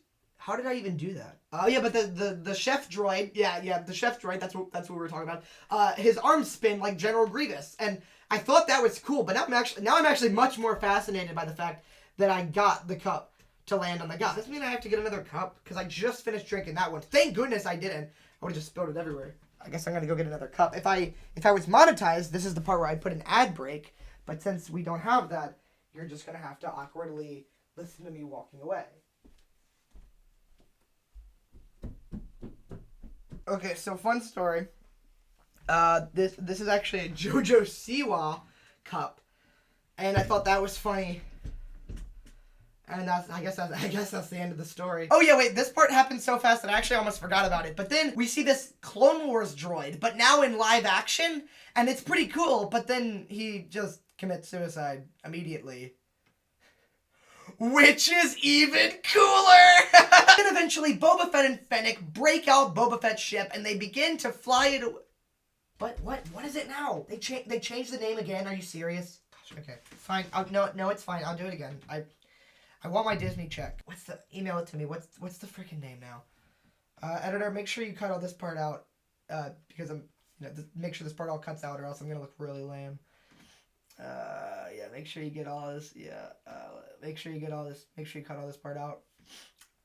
No, I was gonna do that, but I don't even want to commit to that joke. So eventually, Fennec and Boba Fett break out Boba Fett's ship, or now known as Boba Fett's Super Happy Fun Time Non-Discriminatory Black Lives Matter Rainbow Fun Time Mobile. Oh wow, they made it even more brand friendly now.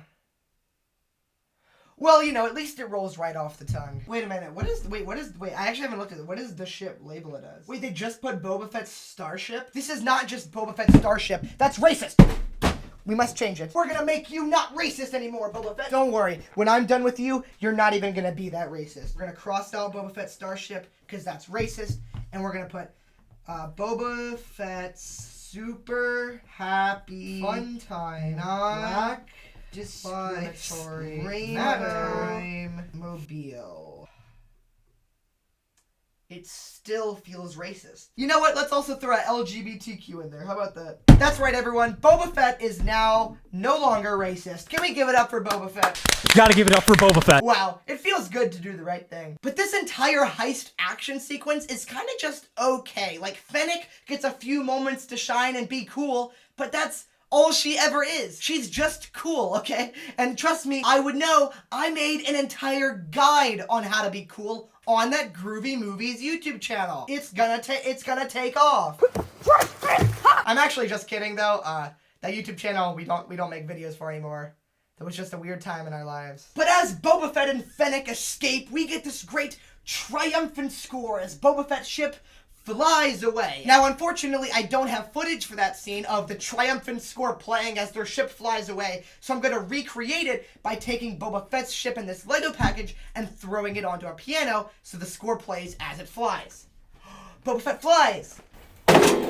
I don't think we had the budget for that. Now, I think this scene kind of struck me a weird way because when they fly off Boba Fett's stolen ship, it's supposed to be like this awesome moment, like, oh my gosh, we're finally seeing Boba Fett flying in his ship again. But then it's like, didn't we already see that happen in Mandalorian? So it's not that special. Oh, okay, I get it. It's different now because now when Boba Fett flies his ship, it's no longer racist. I understand now. I understand. I've been woke. But then we get probably my favorite cinematography of the entire show. The framing of these evil bikers as we just slowly watch Boba Fett's ship creep up on the horizon behind them. And then we just watch him mutilate these bikers. It was awesome just to see him exact his revenge. And I personally just loved the way it was framed in this long wide. But then Boba Fett goes to find his armor in that old moist dark crevice we visited earlier.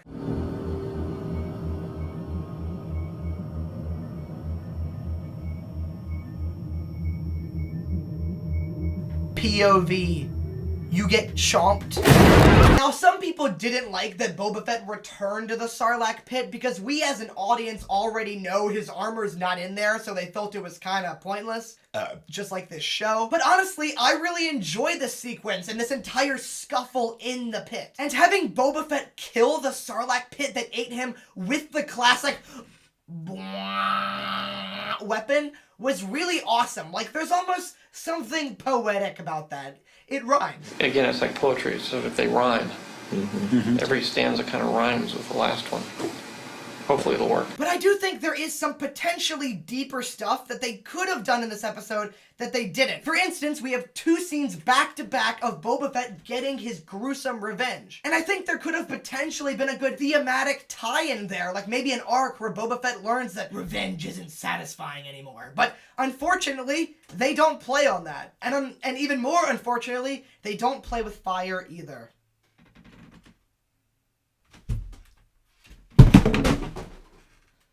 Frick! Babu Frick! I have beat the snot out of this Lego box in this video. But then we cut to Boba Fett arising out of his bathtub.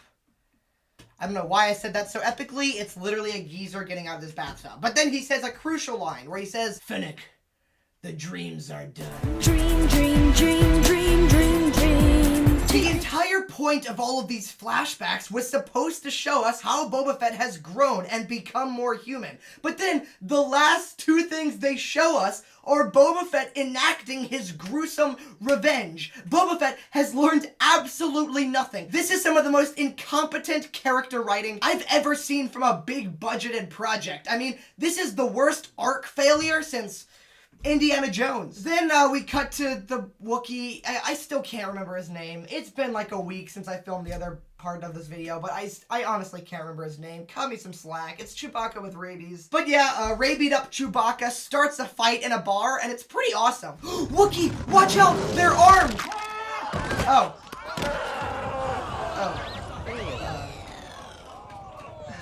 Never mind. That Wookiee right there is honestly so freaking cool. He definitely took my courses on how to be cool, okay? Does that make me cool? And I like that I've been making so many jokes about how cool I am in this video while also drinking out of a JoJo Siwa cup. I honestly really love this new Wookiee character, even though I can't think of his name. He's so cool though. He's like those bear attack videos on YouTube, except he has electric knuckles. which makes it cooler. But then Boba Fett brings over all of these local shady business people like Hondo.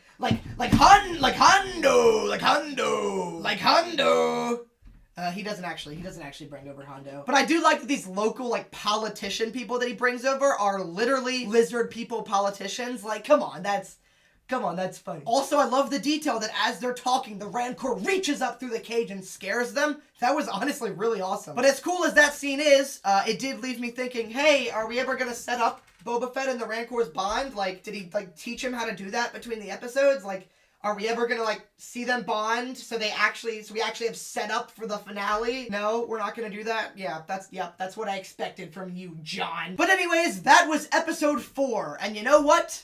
It's fine.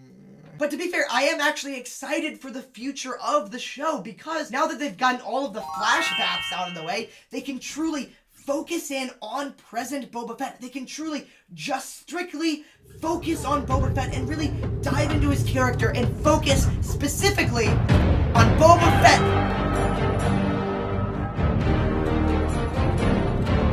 Oh, right. This is a Mando show now.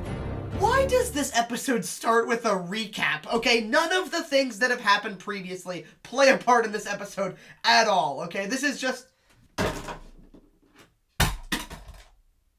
Mandalorian 2.5. Now, right from the get-go, it is really cool to see old Mando back, okay? I mean, for me personally, I loved both seasons of Mandalorian. I think they are both great, and so obviously this initial action sequence just got me hyped again. And I feel like it woke everybody up who was watching from their Boba coma? And this action sequence was already awesome, but it is taken to a whole nother level when Mando shows up with the dark saber. Oh, that's not the dark saber. When Mando shows up with the dark saber.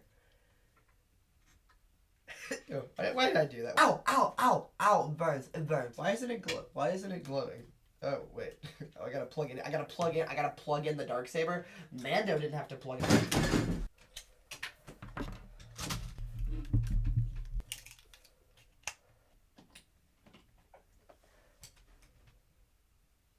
What? Oh my gosh! Look at this!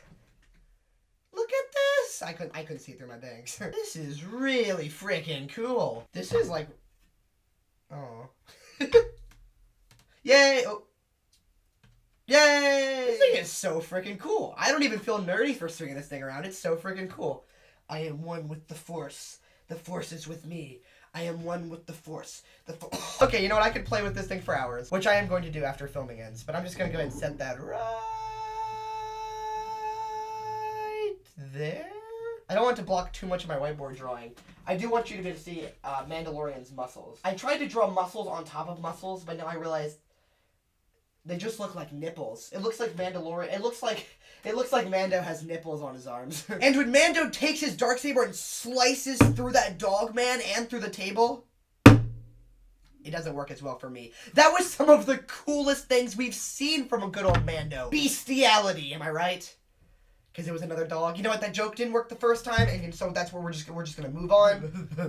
I'm getting giggly. This thing's so cool. But after this action scene, Mando limps away, and we cut to the big title card, Book of Boba Fett. And I gotta be honest, there is something so ironically funny about them cutting to the title card, Book of Boba Fett, because trust me, this ain't a Boba Fett show anymore, pal. Then we get the return of the old Mandalorian crew from Season 1, making this episode feel even more like it should be part of Mandalorian Season 3, and not just Mando Season 2 Deluxe Edition bonus episodes. And watching this next scene, you can really see some of Bryce Dallas Howard's great character direction shine. Because as soon as the darksaber is revealed and it's handed off to Mando's brother, you can instantly see him just staring at the weapon in awe. That's right, I put it back down, but I had to re-grab it. And later it's revealed that he has personal investment and wants this saber for himself. So already she's planting the seeds of him looking at this saber in anger. And I just think that's so great, and it just shows how she gave him proper direction. Then in the next few scenes, we get a lot of dialogue about the fall of Mandalore. And I don't know if it's just that the dialogue was actually boring, or if the dialogue is just part of the Book of Boba Fett and I'm still recuperating from my Boba coma, so I just found found it boring, but I'm being honest when I say that these scenes just felt like a massive exposition dump rather than something captivating to keep me invested. Although seeing the fall of Mandalore in this Terminator-like imagery was pretty cool. But now, ladies and gentlemen, it is time for brother versus brother fight. In this corner, we've got Mandalorian. He's, Mandalorian. And in this corner, we've got Mandalorian. Personality traits.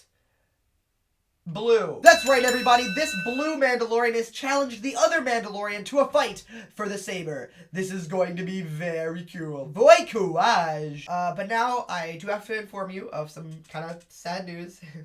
I did not pay for the pay-per-view of the brother fight, so unfortunately I do not have any footage of the fight to show you guys, but luckily, of course, I have some footage of my two friends who are brothers fighting from a few years ago, and I'm just gonna put those clips over the video, and it's probably gonna be way more entertaining anyway. It's fine. Personally, I don't think this is one of the best Mandalorian fights we've gotten from the show, but I do think that the fight is enhanced by the fact that Mando sucks at wielding the Darksaber, and I thought that was kind of an interesting dynamic to have in this fight. And I also love the long pause leading up to the fight where like they put down their jetpacks and they're like, yeah, we take this seriously. But this epic fight scene ends when Mando breaks Blue Mando's leg, and as he's getting dragged away, he shouts, "Your wife's in my DMs!" What? Sorry, that was actually a completely different fight. What actually happens is Mando gets banished from his creed, and the only way to be reinstated is to be rebaptized in the ponds or puddles or something of Mandalore. I don't know. I think his Mando mommy is making this crap up at this point. Wait. You're telling me the mission for Mando Season 3 is for him to go get rebaptized? Is Mandalorian Season 3 just gonna be him in a bathtub too? Then next, we get the scene where Mando must empty out all of his weapons to board a ship. And while it is a nice little scene, I kind of feel it's pointless because all it wants to do is build tension by him giving away the Darksaber.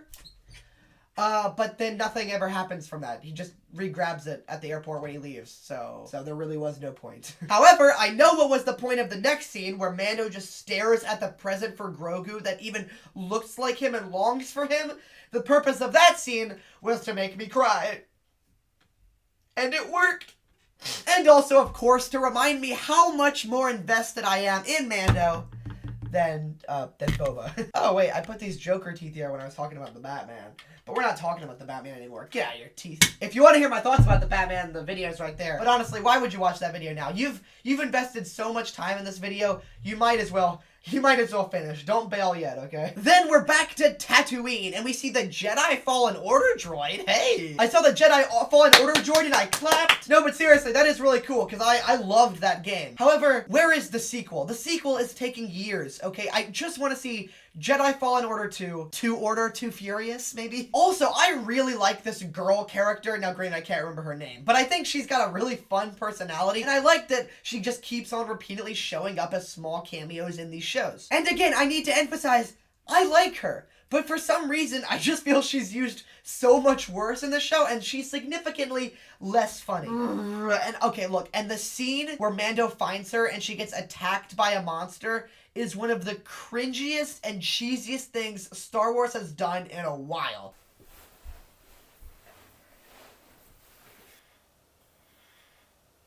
Hi. Now you may be thinking right now, Carter, why are you posing this way? It's getting me turned on. Getting you turned on is not actually my purpose for what I'm doing here. So it turns out, I don't know. Oops, sorry, I think I just slipped some skin. That goes against what I just said. So it turns out I don't actually have footage of the girl scene when she gets attacked by the monster. Therefore, I'm going to recreate the scene with my acting skills. That was an accent. Only actors can do those. So basically, the girl scene looks like this. She's got like a gun, okay, and she's like, oh, there could be a scary monster around here. And she goes like, aha! And then it's so cheesy, and she goes, ah! And then they literally have the actress in a Star Wars project go like this, ah! Oh, it's got me! The monster! It's got me! Oh gosh! Oh. And then they, frick. Like seriously, this actually happened. Stop phone.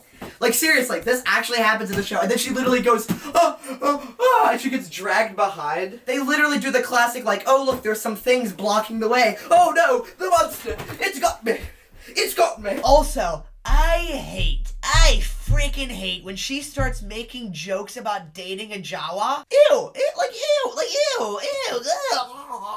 ew. She literally makes the joke twice, and I just want to say, ew. I don't want to think about that. I don't want to think about her dating a Jawa.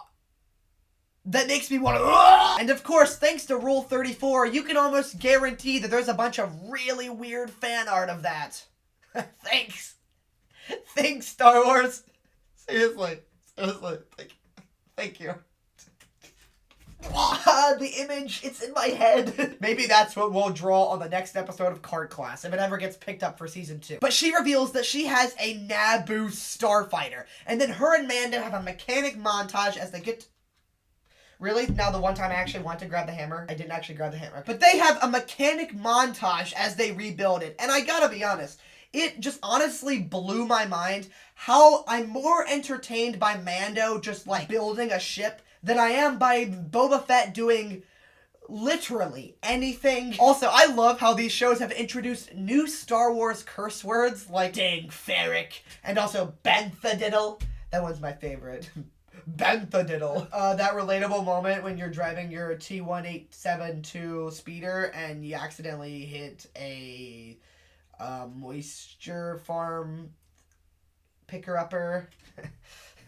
Bantha diddle, am I right? Now, I was a little worried that this ship wasn't going to live up to the Razor Crest because I really liked that ship, but as soon as Mando hopped in this ship and started zooming it around, I was instantly sold. It is so freaking awesome. Now, granted, him flying through the pod race was a little unnecessary and a little bit too fan servicey, but I guess it was still cool. Huh, now this is pod racing. Now this is pod racing. It's a meme. You might have heard of it. Let's just stop throwing things. But then Fennec appears and is like, hey, remember this is a Boba Fett show, like technically and legally speaking. Do you want to become part of Boba Fett? And Mando's like, I guess so. Maybe I can save this dumpster fire, but he can't. It's already on fire. So what are my thoughts on episode 5, The Return of the Mandalorian? In my opinion, I just don't think this episode has a very good through-line plot. It feels like a lot of, oh, let's put Mando in his starting position for season 3 so the pilot can be less boring. So if I'm being honest, I just think this is kind of an episode of Mandalorian. But because it's not an episode of Mandalorian, it's an episode of Boba Fett, it's made infinitely worse. I know some people just like adore this episode, and while I'm definitely not in that category, and I definitely don't love this episode, I do, however, agree that Bryce Dallas Howard is a great director. Although, I do think this episode is much weaker than her 2 previous Mando episodes. But at the same time, it is much better than most of the episodes of Boba Fett. So it's a little confusing how I feel. I'm a little bit confused by my emotions. But I definitely know how I feel about the next episode of the show. And that is that it is some of the best Star Wars we've gotten in a long time.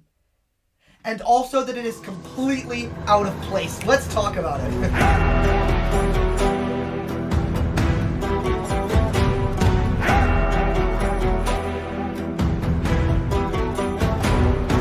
For episode 6 states that this episode is all about Boba Fett learns new things. But does he? The only thing he learned is that the show is probably better without him. But then we get the return of Cobb, the character Cobb.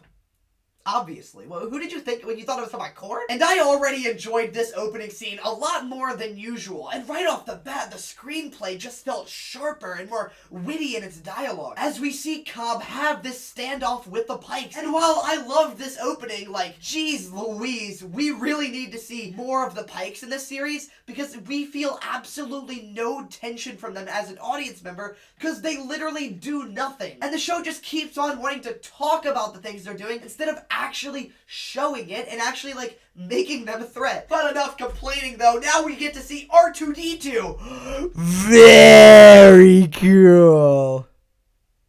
It was so cool. In fact, I went out of focus there. I need to chill with the Red Letter Media references. Look, I know seeing R2-D2 wasn't exactly necessary to the plot, but I still enjoyed it. And I also enjoyed seeing the Jedi Temple. And it's cool to see it, even though, we know what happens to it. That temple does that. As in it plays with fire. But now we cut to Luke training and we get the epic return of Grogu. Oh my gosh, I'm so sorry. Grogu, everybody. Grogu with a mild concussion. That's right, everybody. The meme lord himself has returned. Aswenya Tiguyuba Zimbabwe and other Swahili words. For the next few lines, I'm going to try to balance Baby Yoda on my hand as I talk, okay? And next, we get some really cute scenes where we see Grogu and Luke, who now no longer looks like a Star Wars Battlefront cutscene, using the Force. I think that's what I just did. And then we see Luke use the Force to raise a bunch of frogs out of the water. And honestly, I just thought that was really cool, but at the same time, why does he do that? Like, I understand that Baby Yoda also picked up a frog and nibbled on it, but then why in response to that would Luke, like, raise all the frogs out of the water? Is he trying to show off to a child? Look, young one, I am one with the Force. Look how many toads I can lift! Also, did anyone else out there think that CGI Luke face kind of looked like Topher Grace from that 70s show in Spider-Man 3 when he played Venom? Like, did anyone else see that? I have not heard a single other person say that, and I see it, like, clear as day, and it makes me feel like a crazy person. Which I am. I have just spent the last 5 minutes of my life throwing around a Baby Yoda doll. But, did anyone else think that, though? But Luke in this episode is honestly so good. Hey, that's another Spider-Man 3 reference. But I love Luke's new characterization as this wise sage, and his dialogue feels so much like the classic Luke. It's really impeccable writing. How did Jon Favreau pull that off this season? Oh, this one's written by Jon Favreau and Dave Filoni. And Dave Filoni also directed this episode. Leave it up to Dave Filoni to just keep on saving Star Wars. Then Luke tells... Ow, frick! He tells Grogu, do you want to know where you came from, little guy? And then just literally puts his hand on Baby Yoda's face and just gives him some PTSD. Don't get me wrong, seeing Order 66 again was awesome. And I get the purpose of the scene, but it's also just funny that Luke's just like, hey, little guy, want to remember some trauma?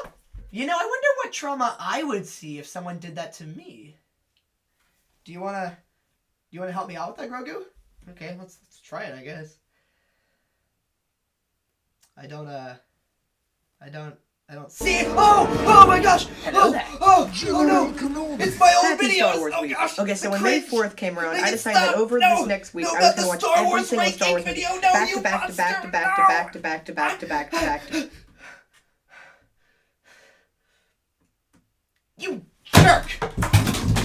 But then Ahsoka shows up, and I gotta be honest, I'm kind of mixed on this. I love seeing her and Luke working together, but what I don't love is the weird plot holes. Like, she's like, oh, I'm not gonna train Grogu, I can't do that.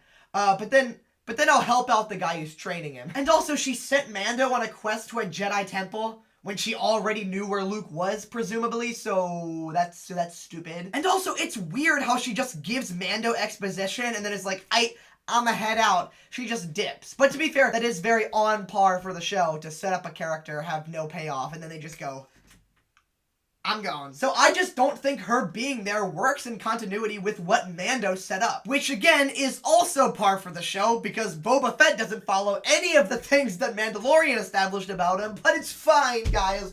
Who needs good writing when you got Banthas? Also, it's so funny when she looks at Luke and is like, you're so much like your father. And I was just like, you better hope he's not like his father, or else you need to keep that youngling away from Luke. We know what happens. He cut through them like slices of butter. Man, that's geez, Revenge of the Sith is like crazy. Like, who would honestly hurt a child? Oh my gosh. Oh my gosh. Oh my gosh. You know what? Sorry, Grogu. That was very Anakin of me, what I did to you. I'm sorry. Also, it's really funny how they keep on... I'm not actually gonna do that. And they also keep on saying, guys, don't worry about Grogu, okay? There's nowhere safer than with Luke. And then the whole time I'm thinking, insert Jedi Temple burning.mp4. Grogu, stop. Grogu, stop. But next, we get a great scene that portrays so much emotion when we can't even see our protagonist's face. Ahsoka tells Mando that he's not allowed to see Grogu, and then he has to make this choice to leave behind his little green friend. Like, oh my gosh. you feel so much emotion in that scene, and you literally can't even see his face. I like to imagine that, yeah, we can't see his face, but if they just pan down to his neck, just tears would be rolling down. And then as Mando leaves, baby Grogu reaches out to him as he flies away, and my heart is literally broken. And I was just left thinking, man, this would have been great. Would have been. If this was the start of Mando Season 3, but instead, this is a part of the Book of Boba Fett, in which case, it doesn't belong here. But this episode is easily the best puppeting we've ever seen for Grogu. It's easily the most ambitious, and while sometimes, yes, it does look a little goofy for Baby Yoda to be flipping around, but just the commitment to the practical puppet kind of blows my mind. And it's so refreshing to not be constantly overblown with CGI. But we continue to watch Grogu train, as Luke even makes him stand on one foot at one point. Like, Luke, have you been watching too much Karate Kid? Then we see Baby Yoda run through the trees and fight a training ball, and all of these things together are cool, but can we please see some new rituals? I gotta be honest, I am just so freaking tired of this training ball, okay? Like, can we please get some new rituals? Like, maybe Luke could throw some wrenches at Baby Yoda or something. I don't know, at least that's new. But, more importantly, Baby Yoda does got hops though. It honestly just gives me so much joy in this dark world just to see Grogu go, it's adorable. And they say green people can't jump. Oh my gosh. Oh my gosh. Oh my gosh. How does my voice keep on cracking? But, oh my gosh, guys, I just remembered. This is a Boba Fett show. I completely forgot. Well, I guess Temuera Morrison got what he wanted. They made his character so silent and stoic that he disappears for 2 entire episodes. Then we get another really clever Easter egg. So you know what? I'm gonna hand over this video to Derek Noss. Take it away. You're gonna let me point out the Easter eggs? Well, thank you, Carter. I wasn't really prepared, but since you ask. So now, if you look in this one shot of the Book of Boba Fett, as the Jawas are driving their transport ship, you can see on top of it the skull of the Krayt Dragon. Now, you might be thinking, what is this Krayt Dragon? And if you ask that question, boy, are you stupid. Why would you ask that question? The Krayt Dragon is the thing that Mando and Cobb teamed up to kill at the end of Mando Season 2, Episode 1. Back to you, Carter. Okay, bye! Also, I love that when Mando returns to Mos Espa... It's called Freetown now. Oh, it's Freetown now. That's the name they've gone with. Tis a rather silly name. But I like when the Mandalorian and the Marshal meet back up again. I love that they're not just, oh, buddy old pals again. No, as soon as they sit down and start talking, tension immediately brews between them, and I just thought that was great. But then things get real nuts, like real nuts. We see from the desert, a stranger approaches, looking distorted from the blaze of the twin suns. And I was watching this scene, and it got me really on the edge of my seat. Like, I felt the tension, because this episode had already been so insane, I really didn't know what was about to happen. And then, the stranger is revealed to be a very old Smurf! Oh my gosh, it has been like 4 years since we've got a Smurf reboot, and I am so excited to see them now again, but now in the world of Star Wars. I can't believe Smurfs are confirmed for Star Wars. Hold on, wait, Derek, I think your brain's broken. It's Cad Bane. It's Cad Bane. It's not an old Smurf. Oh, it's Cad Bane. I got you. I understand. Yep, it's not a Smurf. I got it wrong. You know me. My only purpose in life is to break down these shows and movies. And when I can't do that, you know I get, Carter. Yeah, I see the confusion, because they are both blue, but it's not a Smurf. That's what my father always said. He always said, Derek, you'll screw up. You'll never achieve anything in life. And then I come on here and I think Cad Bane's a freaking Smurf.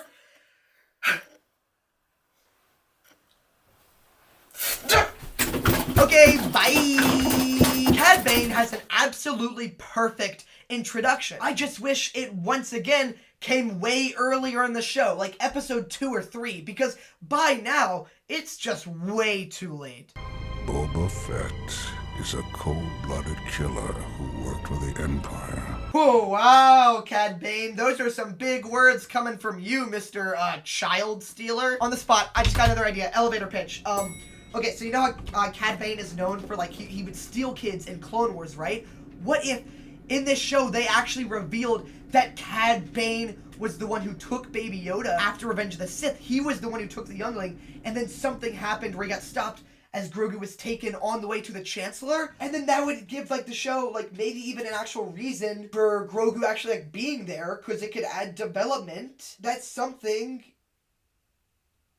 Oh, you get out on this floor. Okay, I'll let you go. I don't know how much time they had to write this show, but I just think it's sad when you can really easily brainstorm things that sound more interesting than, like, anything in the show. But then this epic shootout takes place. Bah, bah, bah, bah. He shoots up the deputy. Bah, bah, bah, bah. He shoots up the marshal, and then he just walks away across the doomed sea to find other Banthas and make baby Banthas. Actually, I hope he doesn't do that. Oh gosh, more cursed fan art. But seriously, like, what a great entrance for Cad Bane. He shows up into the show, looks terrific, shoots up 2 people, walks off into the desert, has a child with the Bantha, gets divorced, gets on child support. What a great entrance for this character.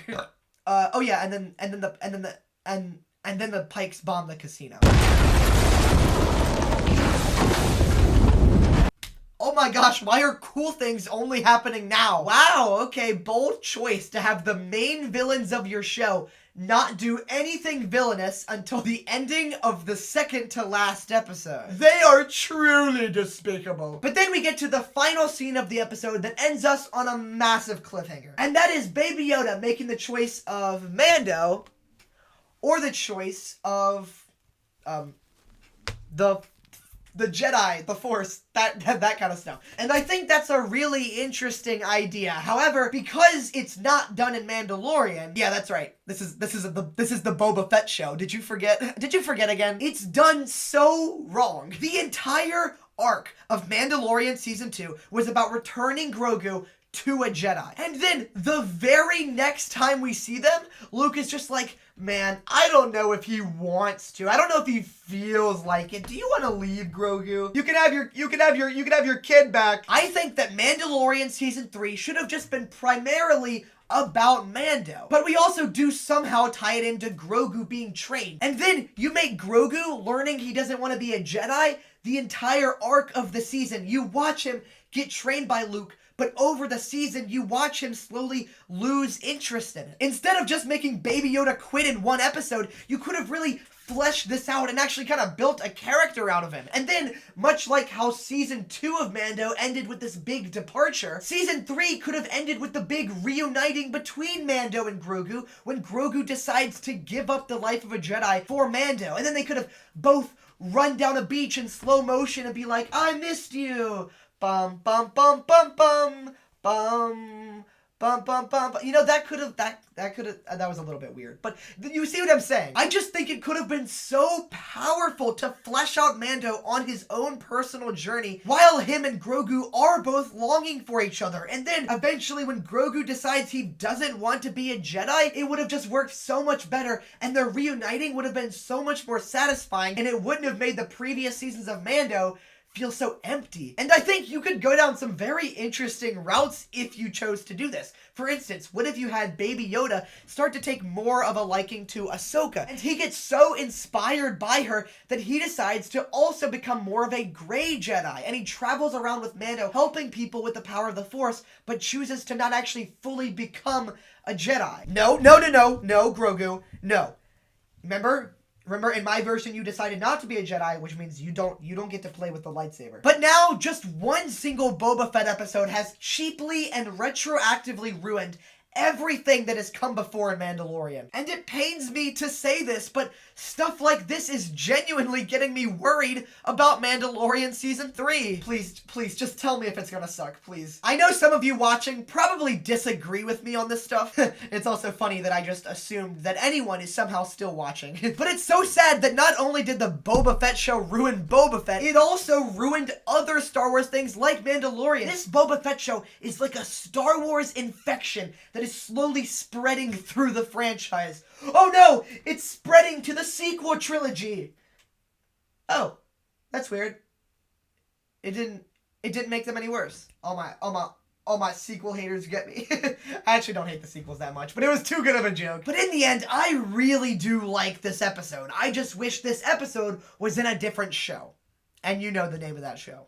The Mando Show. And while this is my favorite episode of this season, it still has plenty of faults. Especially when you take in mind Mandalorian Season 1 and 2 and the way it just completely disrespects the entire arc of that show. But now, guys, it is time to talk about the finale of the most bizarre thing Disney Star Wars has ever made. Let's talk about the finale of Boba Fett, or Book of Boba Fett. Let's start over. Now it's time to talk about the finale of Book of Boba Fett, guys.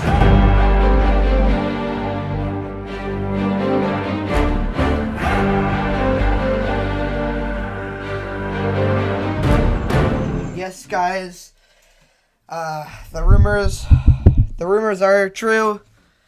I did lose all my hair, and just deal with the fact that my hair is going to be significantly shorter now. I literally just came from the haircut, so yes, my hair is it's a tad too short. It's fine. It's a tad too short, just like me in all areas. So we kick off the finale with Boba Fett looking at the bar that just got kablooied, and we get what is supposed to be a powerful scene.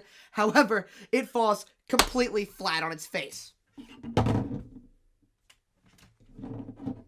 There we go. Now it's flat on its face. The Power Rangers are like, no, we're not going to go back to the castle and fight. We're going to fight here on the streets with the citizens of the people. Yep, the citizens of the people. And I actually think that's actually a pretty good idea.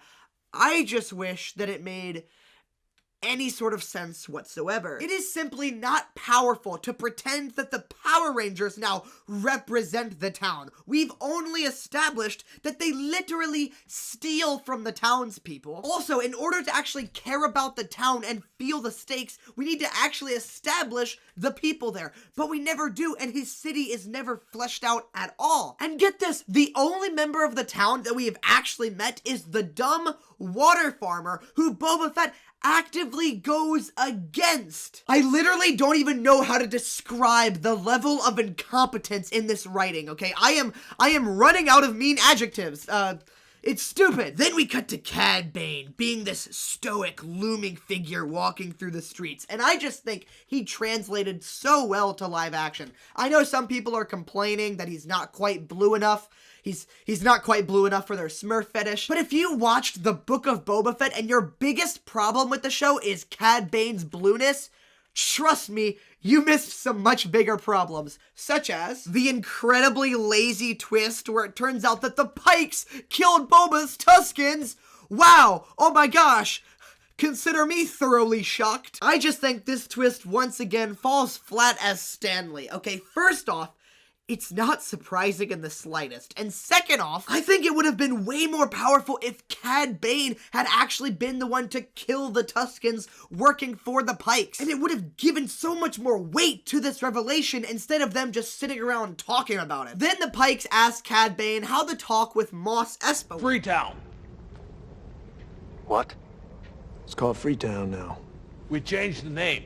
Suits us better. Oh, right. Freetown now.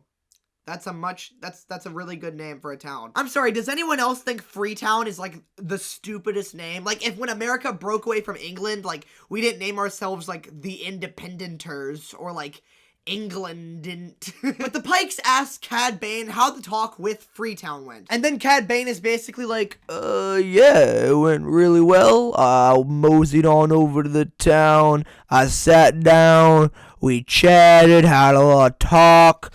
I pulled out my laser gun and shot him 17 times. Then I walked away.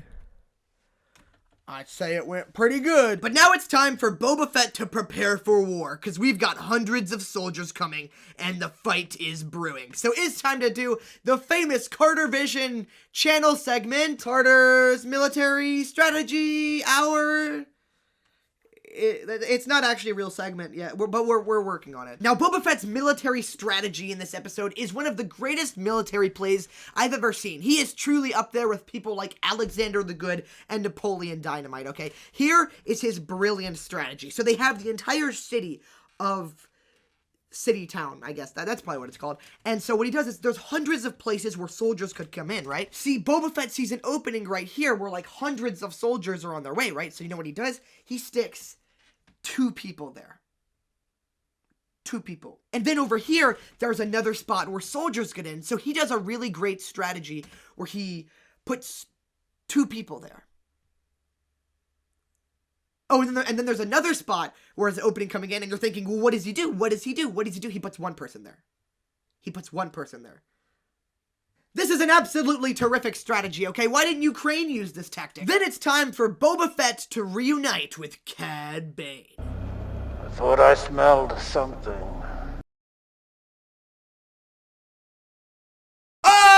Oh, got him, fam. Now, it is really cool to see Boba Fett reunite with Cad Bane because they have such a rich history together. Too bad this show barely acknowledges it. This show is obsessed with flashbacks. This show basically has like a fetish for flashbacks. So in this scene, when they reunite, hey, here's a bright idea to build out their past.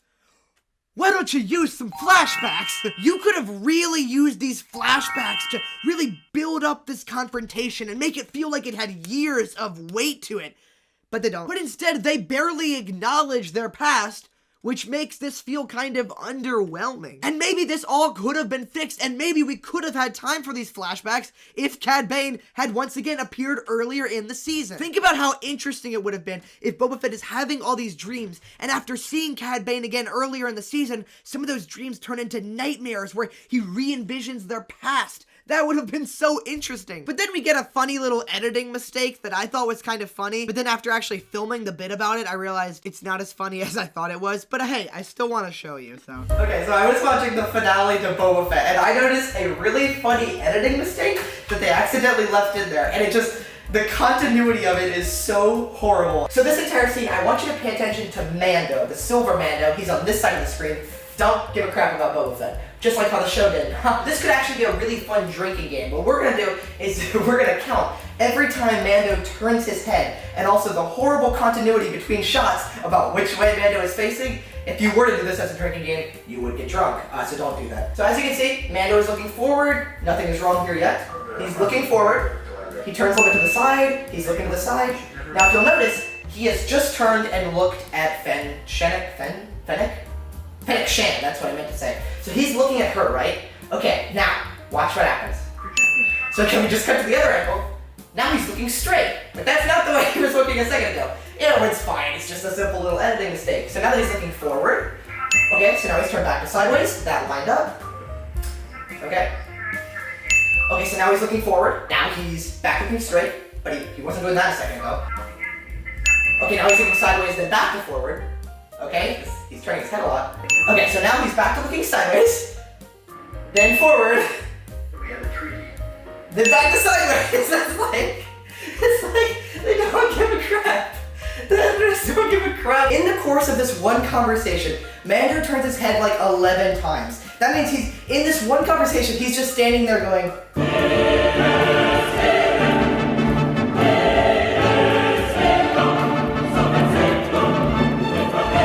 we get the reveal that all of the politicians that Boba Fett was working with turned out to be evil and betrayed him. Oh no! Nobody cares. But then we watch in horror as Boba Fett's city begins to be invaded by the bad guys. What? You're telling me the 2-person buddy system didn't work? Preposterous. One of them hit the tripod. And then we get the biggest Star Wars tragedy since Darth Plagueis the Wise. And that is the death of the Gomorian guards. That's right, everyone. The pikes throw the pigs off the peaks. Alliteration.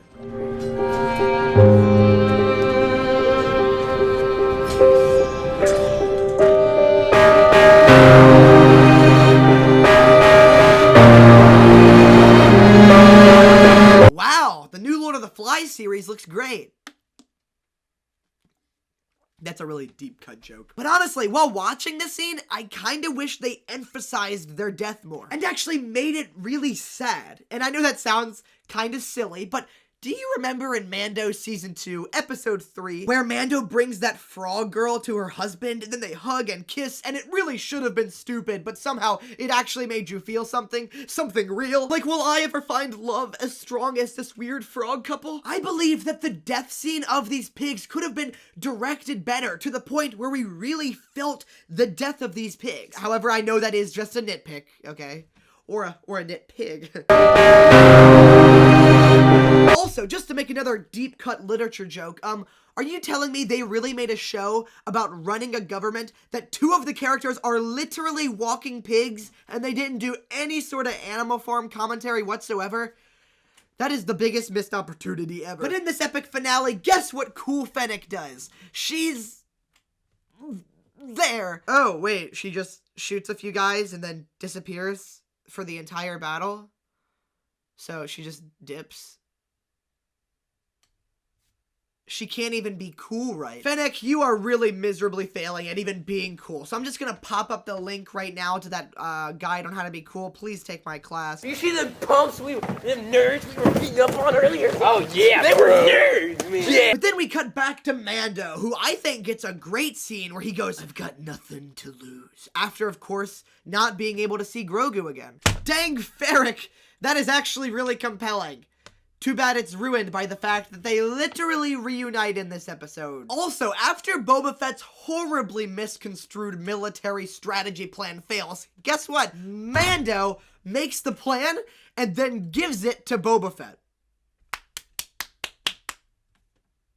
Can they not let Boba Fett do anything on his own, or literally do anything competent? Do people have to just help him at every turn? I am so lost for words of how dumb they make Boba Fett in this show. But then Mando and Boba Fett fly out and have some cool jetpack action. Or some jetpaction, I guess. And these action scenes are really cool. And also stupid. Sorry. Oh, do you want the gun, Baby Yoda? Baby Yoda's got a gun. So you know how earlier in the video, I accidentally hit the cup and it like magically went onto that one? And while I was editing, I kept on rewatching that clip over and over, and I'm still kind of mesmerized by it. So I'm gonna try to do it again. So I'm gonna try to hit this cup onto Ahsoka. So I was going like this. I was spinning my arms. Two tries. I tried. Here, you know, I'll just grab a frickin' porg. We're just gonna die. But also, while we get a lot of cool pew pew pew pew pew action sequences, they're kind of dumb. Boba Fett and Mando are both flying, and then for no apparent reason, they get down on ground level, and they are getting the snot shot out of them, okay? Like, they're on the street level looking like they're gonna frickin' die. And I'm just thinking, you guys had the high ground. Why did y'all come down? And then they're just standing there like, oh, we're being shot. Oh, if only there was something we could do about this. Like, oh, I don't know, moving out of the way, moving out of the giant open area you're standing in. Boba Fett doesn't realize that the 2-person buddy system it's a failing strategy, let's be honest here. Like, why are y'all still sitting there? Just flank left.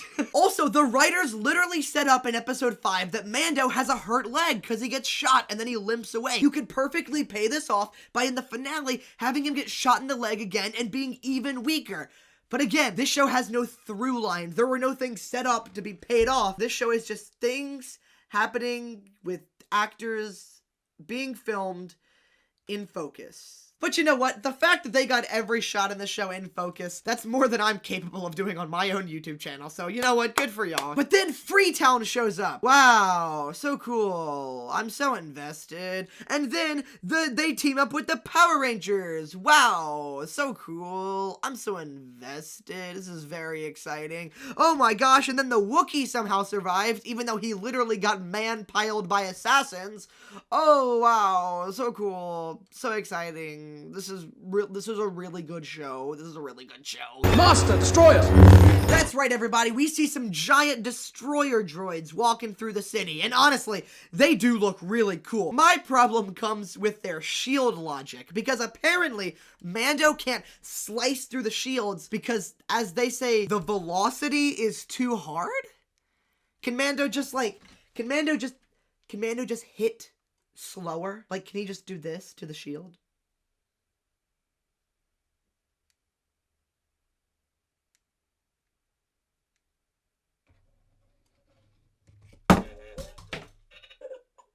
Can he just do that? Like, what do you even mean the velocity is too fast? The Darksaber is too fast, too furious. Like, that almost doesn't even make sense. Like, oh my gosh, this sword is so powerful that it can't do something. There, you know what, Jabba, now you'll be the replacement. You go there now. Also, if you're somehow gonna keep that Wookiee alive, even though he should definitely be dead, or at least given a rabies shot, at least give him a payoff, okay? In episode 4, you set up a line where the girl said his electric knuckles are legendary. Then why don't you pay that off by his electric knuckles being able to break through the shields on the droid?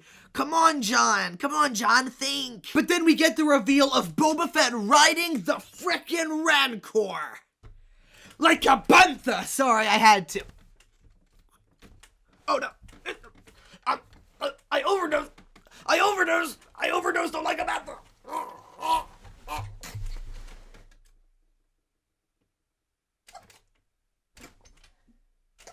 Baby Yoda, you have the gun. Put me out of my misery! Don't make fun of me, BB-8! What if I just filmed all my YouTube videos from down here? What's up, guys? Like, comment, and subscribe. Oh, ow. Okay, I took my medication. Don't worry, guys.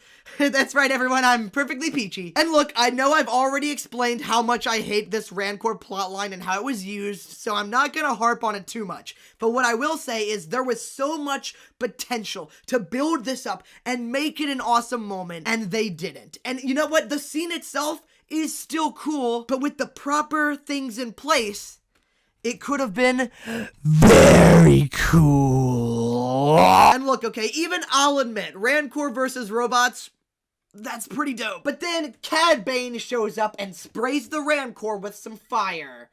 Get it? That's why I put the John Cena film playing with fire there. He's spraying the Rancor with fire. My man Cad Bane walks up to a Rancor and sprays it with fire.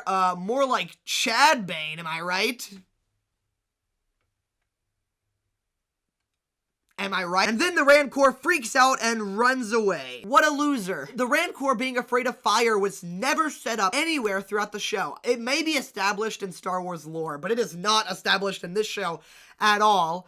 And also there's torches in the Rancor pits. So whoever wrote the show is stupid. Or at least there's torches in the Lego set version, and I think that's probably more accurate anyway, so. But then Boba Fett is like, stop, this is my city. He doesn't burp in the middle though. He actually says it burpless. But also, Boba Fett, shut up, BB-8. Why is this your city, okay? Why is this your city? You've never interacted with the people at all, and if you have, it's in a negative way. Why is this your city? Why do you care? Why should I care? As an audience member, there is absolutely nothing to get invested in. Therefore, if this city were to just get nuked, I'd be like,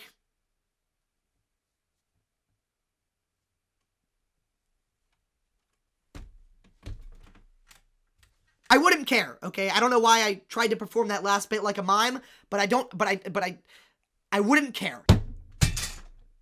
That's my point. Now, I do like Cad Bane and Boba Fett's little showdown, although I think it could have been better, but still, I like that Cad Bane is like this rivalry, not just as a physical rivalry, but also in his theme, the way he says, caring about anyone else. Sorry, can I take this from you?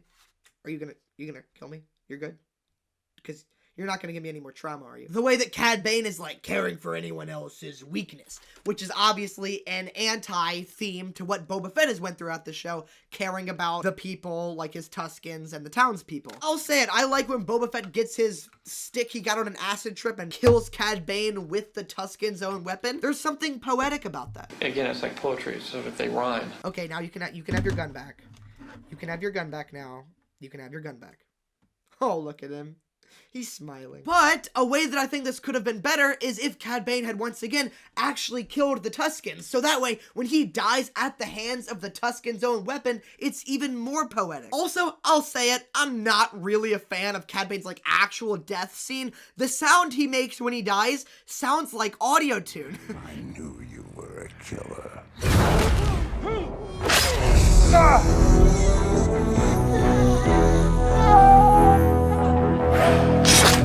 Also, it reminded me of this clip I saw on YouTube from this Travis Scott concert that made me laugh so hard. a different Travis Scott concert than the one you're thinking of. Just watch the clip, okay? Just watch the clip. I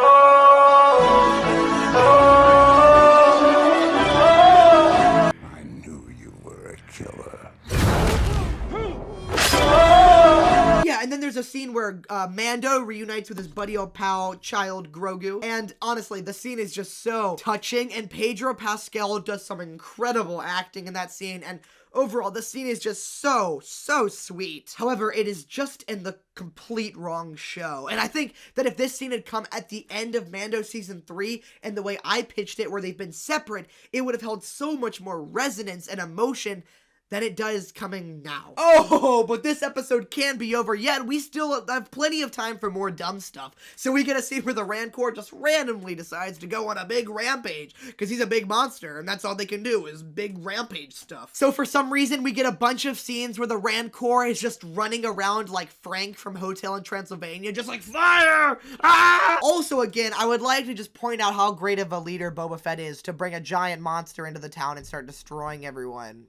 You know, maybe if they had time to actually bond, this wouldn't have happened, Boba Fett. Stay flat. Stay like that, you coward. Stop. Hey. I will turn this video around right now. Stop. Hey. I will turn this video around. Now, to be fair, setting up this Rancor going on this rampage and destroying things, that's actually a pretty good way to show Boba Fett and his bond, because you can have a scene where Boba Fett has to reach out and calm him down. And I think that actually is a good idea for a scene, but then, in classic Book of Boba Fett fashion, they decide to, not do something good, and they decide to give the spotlight once again to a Mando character. This time, it's this guy. Also, every time this show tries to be funny, it miserably fails. I genuinely hate the humor of this show, and I think it is so unfunny, especially when it's trying to be funny. And that's coming from me. I have horrible comedy taste. Do you know how many bad jokes I've made in this video alone? Put a supercut right there. Start playing them. Just start playing them. I think it's pretty safe to say that Boba Fett is the most divisive thing Disney Star Wars has done. Oh, it's just... Since the last It's just playing the whole video. Ha ha ha, very funny. Okay, but just watch this next scene.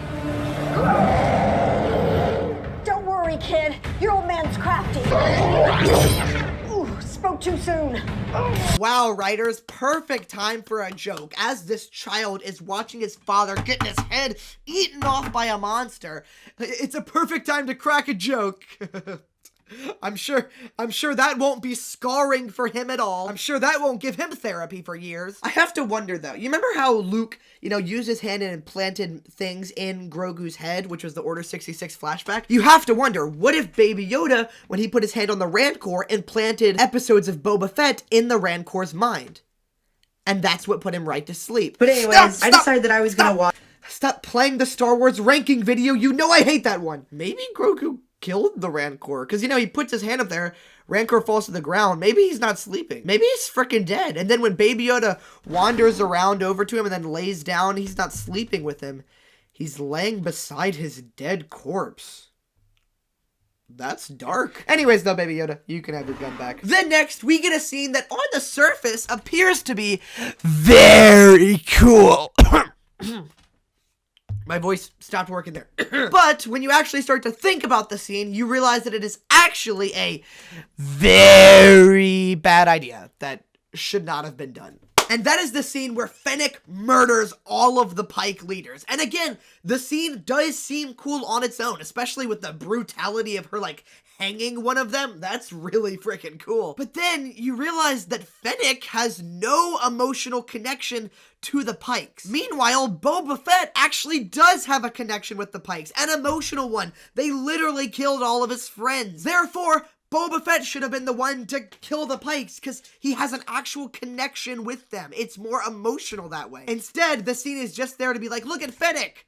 She's being cool, classic Fennec. Because of Fennec's lack of connection to these characters she's killing, the scene just comes across as a scene when it could have meant so much more for Boba Fett. I just don't understand why they didn't write Boba Fett to do this. It makes way more sense. And also, why did they put this scene of Fennec killing these people after Boba Fett kills Cad? This is not more important story-wise. If story is supposed to be a crescendo and then like when it ends, it should not look like this. Like, that's not structure. But then we finally flash forward and see that Boba Fett is finally respected by the townspeople. And after he has spent all season completing the arc of becoming a respected leader, even though it doesn't make any sense, after he has completed this entire arc, he says what might be the most annoying line in all of television history. It's so frustrating that it almost sounds like a joke. Why must everyone bow at me? We are not suited for this. If not us, then who?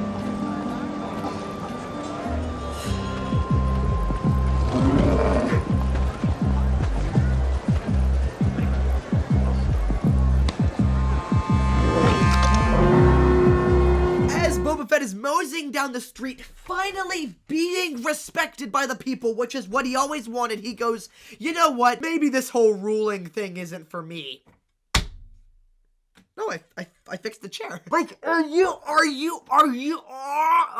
kidding me? What is the entire point of the season?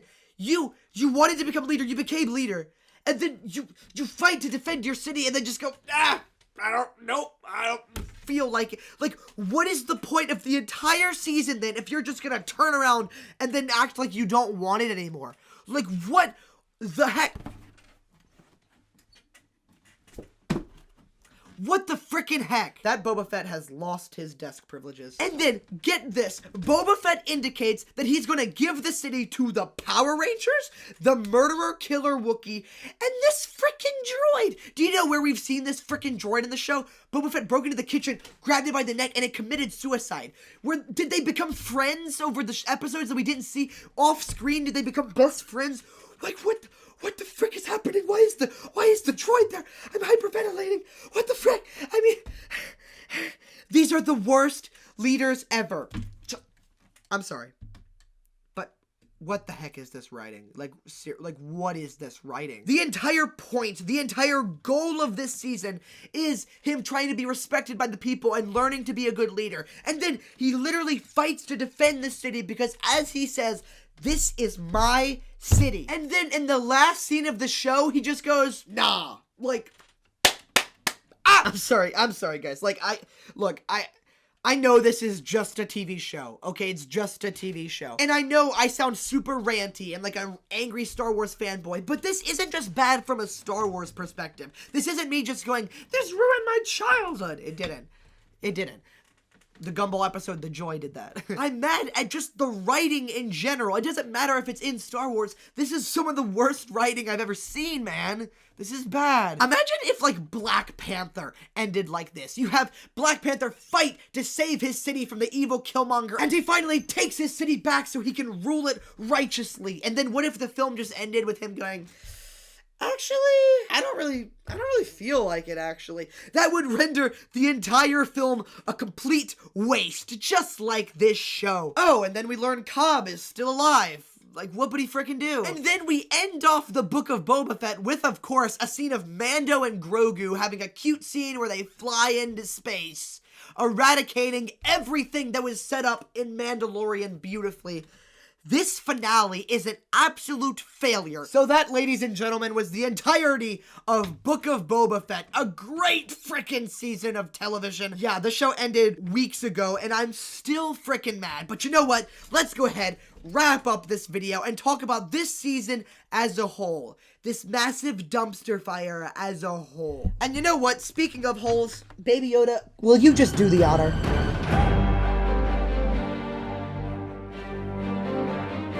Boba Fett Season 1 is a massive, incompetent failure on every level. That's right, this entire show literally fails on every single level, to the point where it's almost impressive, to the point where I feel like I should just give them a standing ovation for being so stupid.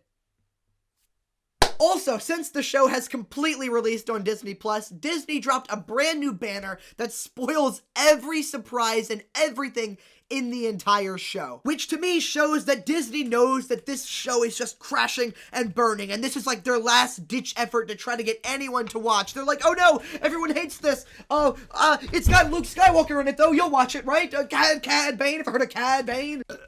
Also, once again, the writing of the show, it's failing on every level. The first level is the story level. The plot of this show is so clumsy in the way it's written, and you can see the story just has no idea where it's going, and that's definitely demonstrated by the amount of things that they set up that have no payoff. Okay, everyone, back on the elevator. We're now going up to the second level, which is the horrible writing from a character point of view. In this show, Boba Fett is written as this beta male pushover who never does anything intimidating, never does anything cool, never stops being the stupidest person ever, which is such a betrayal to everything else that all the other storytellers have tried to set up about him through comics, through books, through Clone Wars. It's just so infuriating. Once again, everyone back on the elevator, guys. Let's go back up to the next level of failure. How none of the side characters are developed even an ounce. There are so many characters that you really could have fleshed out, like Fennec, like the Power Rangers, like Freetown, and yet none of them are given an ounce of care, and as an audience member, there is absolutely nothing that is fleshed out enough to get you invested in the show. Everyone back in again, guys. We're going up to the next floor. The directing, cinematography-wise. Okay. It is so all over the place. Sometimes it looks terrific, and other times it looks so flat and garbage. And I don't care if you like it, but you have to admit it is a massive step down from Mandalorian in literally every way. Everyone on again, guys. We're going to the next floor, okay? And that is directing from an actual acting standpoint, okay? None of the actors are ever given, it seems to be that good direction, because none of them are ever doing anything interesting, but especially the casualty is our main protagonist, Boba Fett, who is constantly flip-flopping between this nice little young man to like this ruthless killer. None of the directors know how Boba Fett is supposed to act, and none of them are keeping track of where his arc is going and where he is this far in the story. I know it's weird because you usually don't see but you see this massive problem from director to director. Boba Fett's character is constantly shifting. He was never given consistent direction. Final floor, everyone. Final frickin' floor, okay? I'm getting a little loud, so I'm just gonna push this microphone slightly farther away. This show is an absolute train wreck and is one of the most incompetent things Star Wars has ever made. In fact, from a writing point of view, it's up there with hating Sandline. I don't like sand. And this is easily the most incompetent Star Wars we've ever gotten from Disney. I don't even care about your sequel trilogy opinions. This is just incompetent from a basic writing standpoint. And I left this show thinking, I am genuinely worried that Star Wars is heading for a dark future like we have never seen before. And I swear, if Kenobi is this incompetently bad, I am literally going to kill myself. I think I got a tad angry in that last little bit. However, I just want to say, if you guys actually somehow managed to watch to the end of this video, please comment dang Ferric and I will give your comment a heart. It seriously means the world that you watched this entire video. Like, I've never attempted a video this long, and I was obviously very passionate about how much I hated the show, and the fact that someone actually stuck around and finished it, it really gives me a lot of joy, and I thank you guys so much for actually watching. Seriously, y'all are the best. Anyways, though, if you enjoyed this video, and this is the first thing you've seen by me, and you want more funny videos about movies and TV shows, don't worry, they're not all this long. You can just click on my channel name, scroll through my catalog, and I got stuff for you. Anyways, subscribe to support the vision. Thank you guys so much for watching. Y'all are the best. I'm also gonna talk about Kenobi when that comes out. Oh gosh, if that's bad. Anyways, that's end of the video. Let's just end this frickin' video.